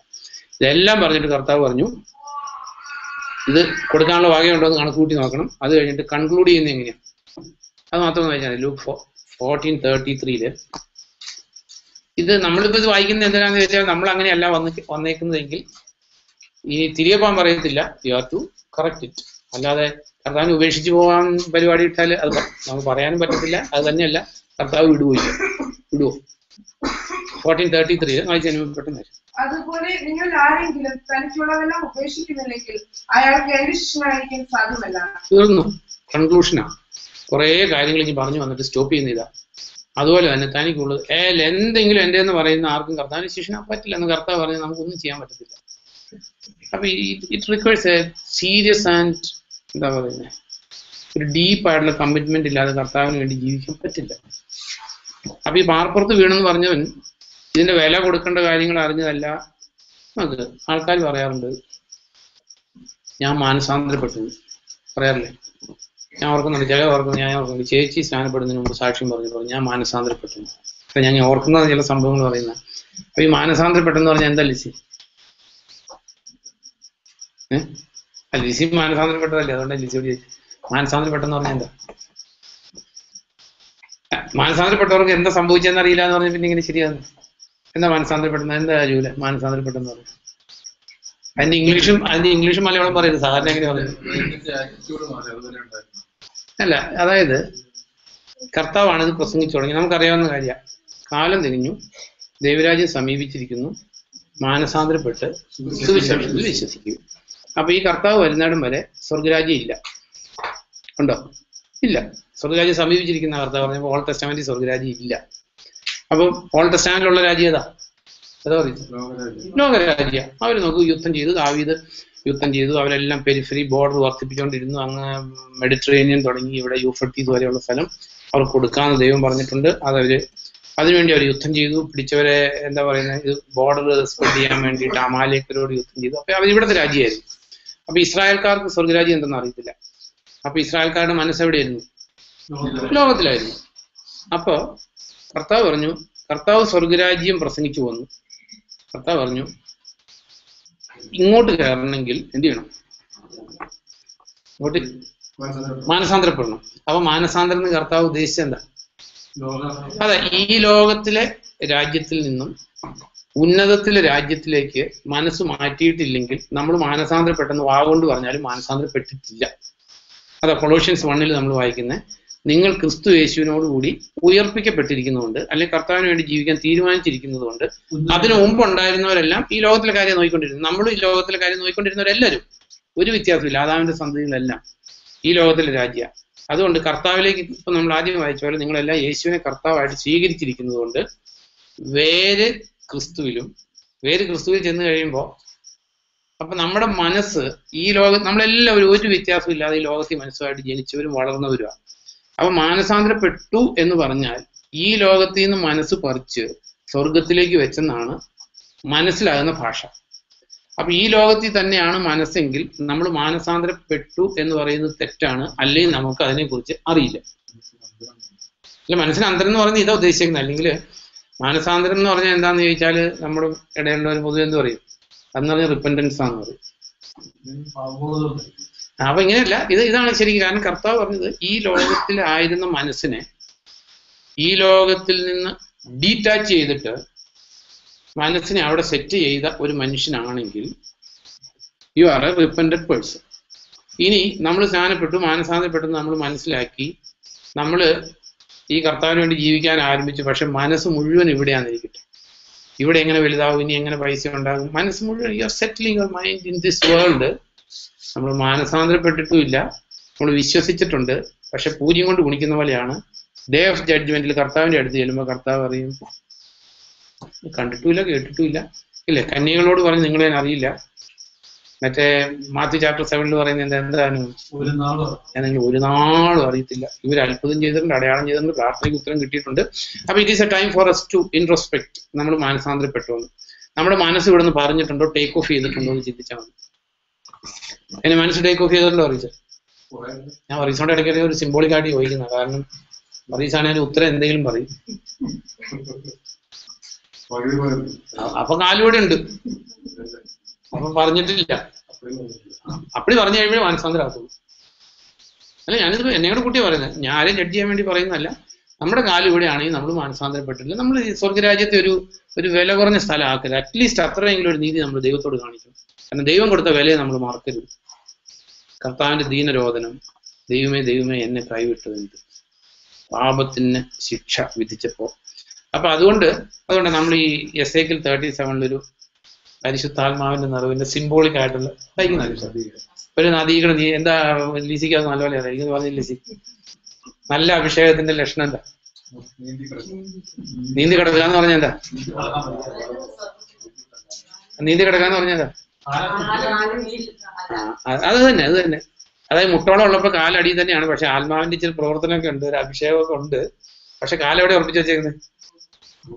അര വരെ എത്തുമ്പോഴപ്പോ റീസ് പറഞ്ഞ പോലെ അര വരെ എത്തുമ്പോൾ അതിനെന്താ പറയുന്നത്, ബോയൻസി എന്ന് പറയില്ല, ഒരു വെയിറ്റ്ലെസ്നെസ് അനുഭവപ്പെടുന്നു. റീസിന് ഇപ്പൊ ഇച്ചിരി ഒരു വെയിറ്റ്ലെസ്നെസ് തോന്നുന്നുണ്ടല്ലേ, പക്ഷെ കാലടിയിൽ പിടിച്ചിട്ടുണ്ട്. അപ്പൊ കുറച്ചുകൂടെ നമ്മള് ദൈവത്തിന്റെ ആത്മാവിനാൽ നിറയുക എന്ന് പറയുന്നത് ഇവിടെ ഡാൻസ് കളിക്കുന്നതും പാട്ട് പാടുന്നതും പച്ച ഉണ്ടാക്കുന്നതും ഭാഷാപരമൊന്നും അല്ല. ദൈവത്തിന്റെ ആത്മാവിനാൽ നിറയുക എന്ന് പറഞ്ഞാൽ ലോകത്തിന്റെ ആത്മാവ് ചാടിപ്പോവുക എന്നാണ്. സഭ്യമായിട്ടുള്ള ശരിയായിട്ടുള്ള കാര്യങ്ങൾ. അപ്പൊ ലോകത്തിന്റെ ആത്മാവ് മുഴുവൻ ചാടിക്കഴിഞ്ഞാൽ ദൈവത്തിന്റെ ആത്മാവായി കഴിയുമ്പോൾ കാലം കൂടി പോകും പറയും. പിന്നെ കാല് പറഞ്ഞു പോകും. അതാ കർത്താവ് പറഞ്ഞു, ആത്മാവിനാൽ ജനിച്ചവന്റെ കാര്യം ഇങ്ങനെ തന്നെ. കാറ്റ് അതിന് ഇഷ്ടമുള്ളിടത്തേക്ക് വീശുന്നു, അതിന്റെ സ്വരം മാത്രം കേൾക്കുന്നു, അത് എവിടേക്ക് പോകുന്നു എന്ന് അത് ആത്മാവ്. അതായത് വീണ്ടും ജനനം എന്ന് പറയുന്നത് അത് വീണ്ടും ജനനം അല്ല, അത് വലിയ അഭിഷേകമൊന്നും അല്ലത്. വീണ്ടും ജനം പ്രാപിച്ചത് 2 days ബാക്ക് എന്നോട് ഒരാൾ ചോദിച്ചു, എവിടെയാ സെറ്റിൽ ചെയ്യാൻ പരിപാടി എന്ന് ചോദിച്ചു. എവിടെയാ സെറ്റിൽ ചെയ്യാൻ പരിപാടി? എനിക്കറിയില്ല. അപ്പൊ ഞാൻ നുണ പറയുന്നതാണ് അങ്ങനെ പറയുന്നത്. വീണ്ടും ചേട്ടൻ എന്നോട് നുണ ഇങ്ങനെയൊന്നും പറയുന്നു. ഞാൻ എന്റെ ഹൃദയത്തിൽ നിന്ന് പറഞ്ഞു, എനിക്കറിയത്തില്ല ഞാൻ എവിടെയാ സെറ്റിൽ ചെയ്യാൻ പോകുന്നതെന്ന് എനിക്കറിയത്തില്ല. നാളെ എവിടെ ആത്മാവ് അതിന് ഇഷ്ടമുള്ളിടത്തേക്ക്, ദൈവത്തിൽ നിന്ന് ജനിച്ചവന്റെ കാര്യം ഇങ്ങനെയാണ്, അതിന് ആത്മാവ് അതിന് ഇഷ്ടമുള്ളിടത്തേക്ക് കൊണ്ടുപോകുന്നു. ഞാൻ ഇവിടെ ഇരിക്കുന്ന 10 വർഷം അല്ല 6 വർഷം മുമ്പ് എനിക്കറിയത്തില്ലായിരുന്നു. ഇനിയിപ്പോ ഇവിടെ നിന്ന് അഫ്ഗാനിസ്ഥാനിലേക്ക് കാറ്റടിക്കണമെങ്കിൽ I will go to Afghanistan. അല്ല ഇനി അവിടെ അൽഖ്വയ്ദയാണ് വെടിവെച്ച് കൊല്ലുമല്ലോ എന്ന്. We don't have any right to safeguard our life. തന്റെ ജീവനെ രക്ഷിക്കുന്നവൻ അതിനെ നശിപ്പിക്കുന്ന കർത്താവ് പറഞ്ഞു. എന്നെ പ്രതി ജീവനെ നശിപ്പിക്കുന്നവൻ നിത്യതയ്ക്കായിട്ട് സംഭരിച്ചു വെക്കുന്നതാണ്. അപ്പോ നമ്മൾ എവിടെയാണെന്ന്, നാളെ എവിടെയാണെന്നോ അല്ലെങ്കിൽ എവിടെ സെറ്റിൽ ചെയ്യുന്നത്, ഞാൻ നോക്ക് നാട്ടിൽ വെച്ചൊക്കെ ആൾക്കാർ ചോദിക്കുന്നത്. അപ്പോൾ പിള്ളേരും കുടുംബമൊക്കെ ഇല്ല സെറ്റിൽ ചെയ്യേണ്ടത്. നോക്ക് ഐ ആം എ സ്ലേവ്. ഞാൻ by I want to make a correction. ഞാൻ ഇവിടെ ഈ ജർമ്മയുടെ കാലത്തുള്ള ഹാനനിയ മരിക്കാൻ കാരണം എന്തായിരുന്നു? പ്രവചനമാണ്. പക്ഷെ അവിടെ പറയുന്ന റീസൺ കർത്താവിനെ കുറിച്ച് തെറ്റിദ്ധാരണ പറഞ്ഞു. അതുപോലെ ഞാൻ ഈ ആലോചിച്ചപ്പോൾ ഞാനൊരു തെറ്റിദ്ധാരണ പറഞ്ഞ കാര്യം കണ്ടെത്തി. അതുകൊണ്ട് ഐ വാണ്ട് ടു കറക്റ്റ്. ഞാൻ ഇങ്ങനെ പറഞ്ഞിട്ടുണ്ട്, അതായത് രക്ഷിക്കപ്പെട്ട് യു ക്യാൻ എന്താ പറയുന്നത്, ഏത് കണ്ടീഷനിൽ ജീവിക്കണം നമുക്ക് അക്സെപ്റ്റ് ചെയ്യാം. You can leave as A servant, you can leave as A king, you can leave as A, but I have taken the position of slave. ഞാൻ പറഞ്ഞിട്ടില്ലേ, ഓർക്കുണ്ടെങ്കിൽ. അപ്പൊ പക്ഷെ ഞാൻ പിന്നെ വായിച്ചു വന്നപ്പോഴേ 1 അധ്യായം എടുത്തപ്പോ നോ 1 അതിന്റെ അനുഭവപ്പെടുന്ന 22 വായിച്ചു. വിളിക്കപ്പെട്ടപ്പോൾ നീ അടിമയായിരുന്നുവോ? സാരമില്ല, നിനക്ക് സ്വാതന്ത്ര്യം ലഭിക്കുന്നുണ്ടെങ്കിൽ ആ അവസരം ഉപയോഗിച്ചുകൊള്ളുക. കാരണം അടിമയായിരിക്കെ കർത്താവ് വിളിക്കപ്പെട്ടവൻ കർത്താവിനെ സ്വതന്ത്രനാകുന്നു. അതുപോലെ തന്നെ സ്വതന്ത്രനായിരിക്കെ വിളിക്കപ്പെട്ടവൻ ക്രിസ്തുവിന്റെ അടിമയാകുന്നു. അതായത് we are all slaves of Jesus Christ. അത് ഇസ്ലാമില് അള്ളാഹുവിന്റെ അടിമ എന്ന് പഠിപ്പിക്കുന്ന പോലത്തെ ഒരു ഇതല്ല. അതായത് നമുക്ക് എല്ലാവർക്കും ഉണ്ടായിരിക്കേണ്ട മെന്റൽ സ്റ്റേറ്റ് എന്താ? നമ്മൾ ക്രിസ്തുവിന്റെ അടിമ. അതെ അപ്പോസ്തലനായ പൗലോസ് പറഞ്ഞു, യാക്കോബ് പറഞ്ഞു, പത്രോസ് പറഞ്ഞു, ഇവരെല്ലാം പറഞ്ഞു. അപ്പൊ അതിനേക്കാൾ ഒരു ലൈഫ് കണ്ടീഷനില്ല. അപ്പൊ നമ്മള് ദാസനാണ് രാജാവാണെന്നൊക്കെ പറഞ്ഞ് ഇന്നത്തെ കള്ള സുവിശേഷങ്ങളാണ് ഇവരെല്ലാം. അല്ല, ഇതെല്ലാം ഉണ്ട്. പക്ഷെ ഈ എല്ലാവരും അടിമ എന്നുള്ള സ്റ്റാറ്റസ് നമുക്ക് തള്ളിക്കളയാൻ പറ്റത്തില്ല. ഞാനങ്ങനെ പറഞ്ഞുകൊണ്ട് ഞാൻ കറക്റ്റ് ചെയ്യുന്ന. അപ്പൊ ഇതിനകത്ത് we are all slaves of Jesus Christ. Slave എന്ന് പറഞ്ഞാല് എന്താ അതിന്റെ അർത്ഥം? എന്താ നമുക്ക് അറിയാവുന്ന കാര്യമാണ്. സ്ലേവ് എന്ന് പറഞ്ഞാൽ അതെ നമ്മൾ അറിയേണ്ടത് അല്ല, അതായത് അവന്റെ പേഴ്സണാലിറ്റി യജമാന്റെ പേഴ്സണാലിറ്റിയാണ്, സ്വന്തമായിട്ടുള്ള. അതാണ് നമ്മൾ യേശു കർത്താവ് എന്ന് പറയുന്ന വാക്കിന്റെ അർത്ഥമാണ്. യേശുവിനെ കർത്താവായിട്ടൊക്കെ സ്വീകരിക്കുക. പക്ഷെ ഞാനിപ്പോ ഇങ്ങോട്ടാ പോണേന്ന് പറയാൻ പറ്റുമോ? അങ്ങനെ പൊതുവെ സംഭവിച്ചുകൊണ്ടിരിക്കുന്ന കാര്യം. യേശു രക്ഷിക്കപ്പെട്ടതൊക്കെയാ, പക്ഷെ അങ്ങനെ പറയാമല്ലോ, അവർ രക്ഷിക്കപ്പെട്ടവരൊക്കെയാ. പക്ഷെ പക്ഷെ ഇച്ചിരി പ്രശ്നമുണ്ട്. ഈ പ്രശ്നമുള്ളതെന്ന് രക്ഷിക്കപ്പെട്ടെന്ന് പറയാൻ പറ്റില്ല. അവർക്ക് അതായത് നമ്മുടെ തല മാറ്റി വെക്കലാണ്, ഹൃദയം മാറ്റി വെക്കലല്ല, തല മാറ്റി വെക്കലാണ് യേശുവിനെ കർത്താവായിട്ട് സ്വീകരിക്കുക എന്ന് പറഞ്ഞത്. അതുകൊണ്ട് കർത്താവ് പറഞ്ഞ് ഇത് ഇടുങ്ങിയ വഴിയാണ്, കണ്ടെത്തുന്നവരോ ചുരുക്കവും. ഇത് ബുദ്ധിമുട്ടുള്ള വഴിയാണെന്ന് കർത്താവ് പറഞ്ഞില്ല. അപ്പൊ നമ്മൾ സ്ലിപ്പ് ഓഫ് ടങ് ഒരിക്കലും വരരുത്. കർത്താവ് പറഞ്ഞ് ഈ വഴി ബുദ്ധിമുട്ടുള്ളതാണെന്നാണ് പറഞ്ഞ് എളുപ്പമുള്ളതെന്നാണ്. എളുപ്പമുള്ളതെന്ന് പറഞ്ഞ് ആലോചിച്ച് നോക്കുക. കർത്താവിനെ സ്നേഹിക്കുന്നവരെ സംബന്ധിച്ച് കർത്താവിനെ പിൻപറ്റുക എന്ന് പറയുന്നത് the easiest way of life I surface of the earth. കർത്താവിനെ സ്നേഹിക്കാത്തവർക്ക് ഇത് ബുദ്ധിമുട്ടല്ല, അല്ല ഇമ്പോസിബിളാണ്. ബുദ്ധിമുട്ടെന്ന് പറഞ്ഞാൽ നമ്മൾ എങ്ങനെയെങ്കിലും ഓടിയെത്തിക്കും, പക്ഷെ ഇമ്പോസിബിൾ ആണ്. കർത്താവിനെ സ്നേഹിക്കാത്തവർക്ക് പറ്റില്ല. കർത്താവിനെ സ്നേഹിക്കുന്നവർക്ക് അവർക്ക് റിജോയ്സിങ് ആണ്, എപ്പോഴും സന്തോഷമാണ്. അവർക്ക് എന്താ പറയുക, അവരുടെ ജീവിതത്തിൽ ദുഃഖം വരില്ല, ഒരിക്കലും ദുഃഖം വരത്തില്ല. ദുഃഖം കൊണ്ടുവരാൻ പറ്റത്തില്ല. ദുഃഖം വന്നാലും അതിന്റെ ആ ഇൻസൈഡ് ഒരു സ്പ്രിങ് ഉണ്ടായിരിക്കും, ജോയിയുടെ സ്പ്രിങ് ഉണ്ടായിരിക്കും, സന്തോഷത്തിന്റെ. അപ്പൊ ഇതില് നമ്മൾ ചിന്തിച്ചു, നമ്മൾ ഡീറ്റെയിൽ ആയിട്ട് ചിന്തിക്കുന്നുള്ളൂ. അപ്പൊ we are all slaves of the Lord. അപ്പൊ നമുക്ക് നമ്മുടെ തീരുമാനങ്ങൾ എടുക്കാൻ, ഈ കർത്താവിന് വേണ്ടി ജീവിക്കാനുള്ള തീരുമാനം എടുത്തിട്ട് നമ്മൾ we must be driven by the Holy Spirit. ആത്മാവിനാൽ നടത്തപ്പെടുന്നവരെല്ലാം ദൈവത്തിന്റെ മക്കളാണ്, സൺസ് ഓഫ് ഗോഡാണ്, ദൈവാത്മാവിനാൽ നടത്തപ്പെടുന്നവർ. അപ്പൊ നമ്മളിവിടെ ചിന്തിച്ചത്, അപ്പൊ ഈ പാറപ്പുറത്ത് വീണു എന്ന് പറഞ്ഞേക്കുന്നത്, അപ്പൊ നമ്മളിപ്പോ പാറപ്പുറത്ത് നമ്മൾ ആഴത്തിൽ കുഴിച്ച് ക്രിസ്തുവിൽ നമ്മുടെ വേര് ഉറപ്പിച്ചിട്ടില്ല എന്ന് നമ്മളെ തന്നെ ഫൈൻഡ് ഔട്ട് ചെയ്താൽ എന്ത് ചെയ്യണം? നമ്മൾ ആ സ്റ്റേജിൽ നിന്ന് ഈ 4th സ്റ്റേജിലേക്ക് നമ്മൾ തന്നെ മാറിയേ പറ്റൂ, അല്ലെങ്കിൽ നമ്മൾ ഉണങ്ങി പോകും. അപ്പൊ ഇതിൽ നമ്മൾ അറിയേണ്ട ഒരു കാര്യം, ഈ കാറ്റടിക്കുമ്പോൾ വെള്ളപ്പൊക്കം വരലും എല്ലാവർക്കും വരും. പാറപ്പുറത്ത് നിൽക്കുന്നവനും വരും, മുള്ളിനിടയിലുള്ളവനും വരും. കർത്താവിന് ഗിരിപ്രഭാഷണത്തിൽ പറഞ്ഞില്ലേ, ആ വീട് കാറ്റടിച്ചു വെള്ളപ്പൊക്കം ഉണ്ടായി. ഇതെല്ലാവർക്കും വരും. അതായത് വചനത്തെക്കുറിച്ചുള്ള പീഡകളും ബുദ്ധിമുട്ടുകളാണ്, വചനത്തെക്കുറിച്ചുള്ള കഷ്ടങ്ങളാണ്. കഷ്ടം വന്നില്ല എല്ലാവരും സ്ട്രോങ് ബിലീവേഴ്സ് ആയിരിക്കും. നമ്മൾ വായിക്കുന്നുണ്ട് ജോൺ ചാപ്റ്റർ 6 ഒന്ന് ആലോചിച്ച് കഴിഞ്ഞാൽ ഞാൻ ഇന്ന് അതിനെക്കുറിച്ച് ചിന്തിച്ച് കാര്യം ഇങ്ങനെ വായിക്കാറുണ്ടെങ്കിലും ജസ്റ്റ് ഒന്ന് വിഷ്വലൈസ് ചെയ്തുകൊണ്ട് എനിക്ക് ഒറ്റ ദിവസം ഒരു സംഭവം അല്ലാതെ അതായത് കർത്താവിന്റെ ചുറ്റും വലിയൊരു പുരുഷാരം നിൽക്കുക, വലിയൊരു പുരുഷാരത്തോട്. അപ്പൊ അവർക്ക് 5 അപ്പം കൊണ്ട് 5000 പേർക്ക് തീറ്റ് കൊടുത്തു, ഒത്തിരി എല്ലാ രോഗികൾക്കും സൗഖ്യം കൊടുത്തു, ഇങ്ങനെ വിടാതെ കർത്താവിന്റെ കൂടെ നിൽക്കുക. അപ്പൊ ഈ ലൂക്ക് 14 പറഞ്ഞ പോലെ തന്നെ ആ പറഞ്ഞേക്കുന്ന കർത്താവ് എല്ലാം പറഞ്ഞ് അതിനകത്ത് നമ്മൾ ജോൺ പ്രത്യേകമായിട്ട് എഴുതി, ഒരുപക്ഷെ അതിന്റെ ആ ലാസ്റ്റ് പറഞ്ഞാൽ ഏറ്റവും പ്രധാനപ്പെട്ടതായിരിക്കും ജോൺ എഴുതിയേക്കുന്നത്, നമുക്കറിയില്ല. അപ്പൊ അതിൽ എഴുതിയേക്കുന്നത് അങ്ങനെ തന്നെ മനുഷ്യപുത്രന്റെ ശരീരം ഭക്ഷിക്കുകയും രക്തം പാനം ചെയ്യുകയും ചെയ്യുന്നില്ല എങ്കിൽ നിങ്ങൾക്ക് എൻ്റെ കൂടെ കണ്ടിന്യൂ ചെയ്യാൻ പറ്റില്ല എന്ന് പറഞ്ഞു. അപ്പൊ അവർക്ക് ആദ്യം സംശയമൊക്കെ വന്നു, എന്താണ് എങ്ങനെ ഇവന്റെ ശരീരം എങ്ങനെ ഭക്ഷിക്കാൻ തരും എന്നൊക്കെ പറഞ്ഞു. അപ്പൊ കർത്താവ് സിംപ്ലിഫൈ ചെയ്ത് കൊടുത്തു, ഈ ശരീരം കൊണ്ട് ഒന്നിനും ഒരു ഉപയോഗമില്ല, ആത്മാവാണ് ജീവൻ നൽകുന്നത്. ഞാൻ നിങ്ങളോട് പറഞ്ഞ വചനാണ് ആത്മാവും ജീവനും. ഒരു പറഞ്ഞു ഈ വചനം അനുസരിക്കേണ്ട കാര്യമൊക്കെ പറഞ്ഞപ്പോ വചനത്തിന്റെ ടോട്ടൽ ഒബീഡിയൻസും വചനപ്രകാരം ജീവിതം ക്രമീകരിക്കേണ്ട കാര്യങ്ങളൊക്കെ പറഞ്ഞു കഴിഞ്ഞപ്പോൾ അവർ പറഞ്ഞു ഇത് ഭയങ്കര ബുദ്ധിമുട്ടാണ്. അപ്പൊ അതിൽ നിന്ന് ഒന്നോടെ വിഷ്വലൈസ് ചെയ്യണം, നിറയെ ആൾ നിൽക്കുകയാണ്. ഈ കാര്യങ്ങൾ പറഞ്ഞപ്പോൾ അതിന്റെ പുറകിൽ നിന്ന് പതുക്കെ ഓരോരുത്തർ പോയി കർത്താവൊന്നും ശ്രദ്ധിച്ചില്ല. അയ്യോ കൂടെ നിൽക്കുന്ന അപ്പസ്തലന്മാരോടൊന്നും പറഞ്ഞില്ല, സംഗതി എന്തോ പ്രശ്നം കൊണ്ട് പോയി ആ പോകുന്നവരെ വിളിച്ചോണ്ട് വാ, ഇനി നമുക്ക് എന്താ പറയുക ഇത്രയും കാര്യങ്ങളൊന്നും പറയണ്ട, സംഗതി ഇത്രയോട് ഡൈല്യൂട്ട് ചെയ്ത് കൊടുക്കാം, ഒന്നും പറഞ്ഞില്ലെങ്കിൽ പോയി കുറെ നേരം കഴിഞ്ഞ് കർത്താവ് നോക്കിയപ്പോ 12 പേരുണ്ട്. അപ്പൊ കാരണം എല്ലാം ബേസിക് മനുഷ്യപ്രകൃതി സെയിം ആണല്ലോ. അപ്പൊ ഈ 12 പേരോട് നിങ്ങൾ പോകുന്നു എന്ന് ചോദിച്ചു. അവിടെയും റെപ്രസെന്റേറ്റീവ് ആയിട്ട് പറഞ്ഞത് പത്രോസ് പറഞ്ഞു ഞങ്ങൾ എവിടെ പോകും, ഞങ്ങൾ പോകില്ല. റീസൺ എന്താ? അപ്പൊ നമ്മളിപ്പോ ഇവിടെ ഇരിക്കുന്നവരില് ഇപ്പൊ നമുക്ക് എന്താ പറയുന്നത് പ്രോസ്പെർട്ടി ഹോസ്പിറ്റൽ വഴി വന്നവർ കാണും, രോഗശാന്തി വഴി വന്നവർ കാണും, അല്ലെ നമ്മൾ ഇതിന്റെ വിലയൊന്നും കൊടുക്കേണ്ട കാര്യം. ഇപ്പൊ ഞാൻ വന്നപ്പോൾ എനിക്ക് ഇതിന്റെ വിലകളെ കുറിച്ചൊന്നും അറിയത്തില്ല. അല്ലെ ഷാജിനും അടുത്ത ദിവസം പറഞ്ഞു ഇത്രയൊക്കെ പ്രശ്നം ഉണ്ടെന്ന് അറിയില്ലായിരുന്നു. അപ്പൊ എന്ന് പറഞ്ഞാൽ എനിക്കൊന്നും അറിയില്ലായിരുന്നു. പക്ഷെ ഒരു തീരുമാനം ഉണ്ടായിരുന്നു. തീരുമാനം ഇതാണ്, കർത്താവ് എന്ത് പറഞ്ഞാലും അനുസരിക്കും. Decision was right. പക്ഷെ ഇതിനകത്ത് എഴുതിയേക്കുന്ന കാര്യങ്ങളൊന്നും നമുക്കറിയത്തില്ല. അതുകൊണ്ട് ഒരു സ്റ്റേജിൽ ഒരു ബുദ്ധിമുട്ടും തോന്നിയിട്ടുമില്ല, നെവർ. അപ്പൊ ഇതിനകത്ത് ഈ 12 പേര് പോകാതിരുന്നതിന്റെ റീസൺ അതിനകത്ത് യൂദാസും ഉണ്ടായിരുന്നു. യൂദാസ് കുറേയോടെ കഴിഞ്ഞപ്പോൾ അടുത്ത സ്റ്റേജിൽ വന്നപ്പോൾ യൂദാസ് പോയി. അപ്പോ അവര് നിൽക്കാൻ കാരണം ജീവന്റെ വചനമായിരുന്നു അവരെ പിടിച്ചു നിർത്തിയത്. അപ്പൊ അതാണ് ഈ വിധക്കാരന്റെ ഉപമ പഠിച്ചാലേ നമ്മൾ എല്ലാം പഠിക്കത്തുള്ളൂ. അപ്പൊ നമ്മൾ അതിനകത്ത് അറിയേണ്ട ഒരു കാര്യം, ഈ നല്ല ഹൃദയത്തിൽ വീണു എന്ന് പറഞ്ഞേക്കുന്നവര് അവരുടെ അട്രാക്ഷൻ എന്ന് പറയുന്നത് വേറെ ഒന്നുമല്ല, ഈ കർത്താവിന്റെ ജീവന്റെ വചനങ്ങളാണ്. കർത്താവ് തന്നെ ജീവന്റെ വചനം മാംസമായിട്ട് നമ്മുടെ ഇടയിലേക്ക് വന്നതാണ്. ആ സ്വർഗത്തിലിരുന്ന ലോഗോസ് ഇവിടെ വിസിബിൾ ആയിട്ട് വന്നതാണ് കർത്താവായ യേശു ക്രിസ്തു. അപ്പോ ഈ വചനത്തിൽ ആകൃഷ്ടരാണെങ്കിൽ യു ആർ സേഫ്, അല്ലെങ്കിൽ രക്ഷയില്ല. അപ്പം ഈ പാറപ്പുറത്ത് വീടെന്ന് പറഞ്ഞേക്കുന്നത്, അപ്പൊ നമ്മുടെ ജീവിതത്തിൽ നമ്മൾ അറിയേണ്ട ഒരു കാര്യം, അവര് ഉണങ്ങാൻ കാരണം എന്തായിരുന്നു? ഒന്ന്, അവരുടെ വേരടിയിലോട്ട് ഇറങ്ങിയിട്ടില്ലായിരുന്നു.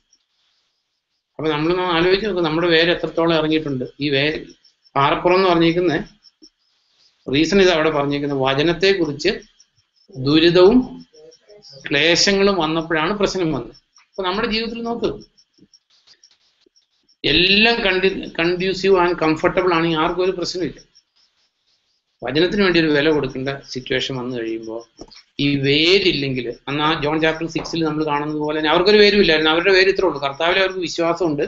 വിശ്വാസത്തിന്റെ അടിസ്ഥാനം ഭൗതിക നന്മയായിരുന്നു.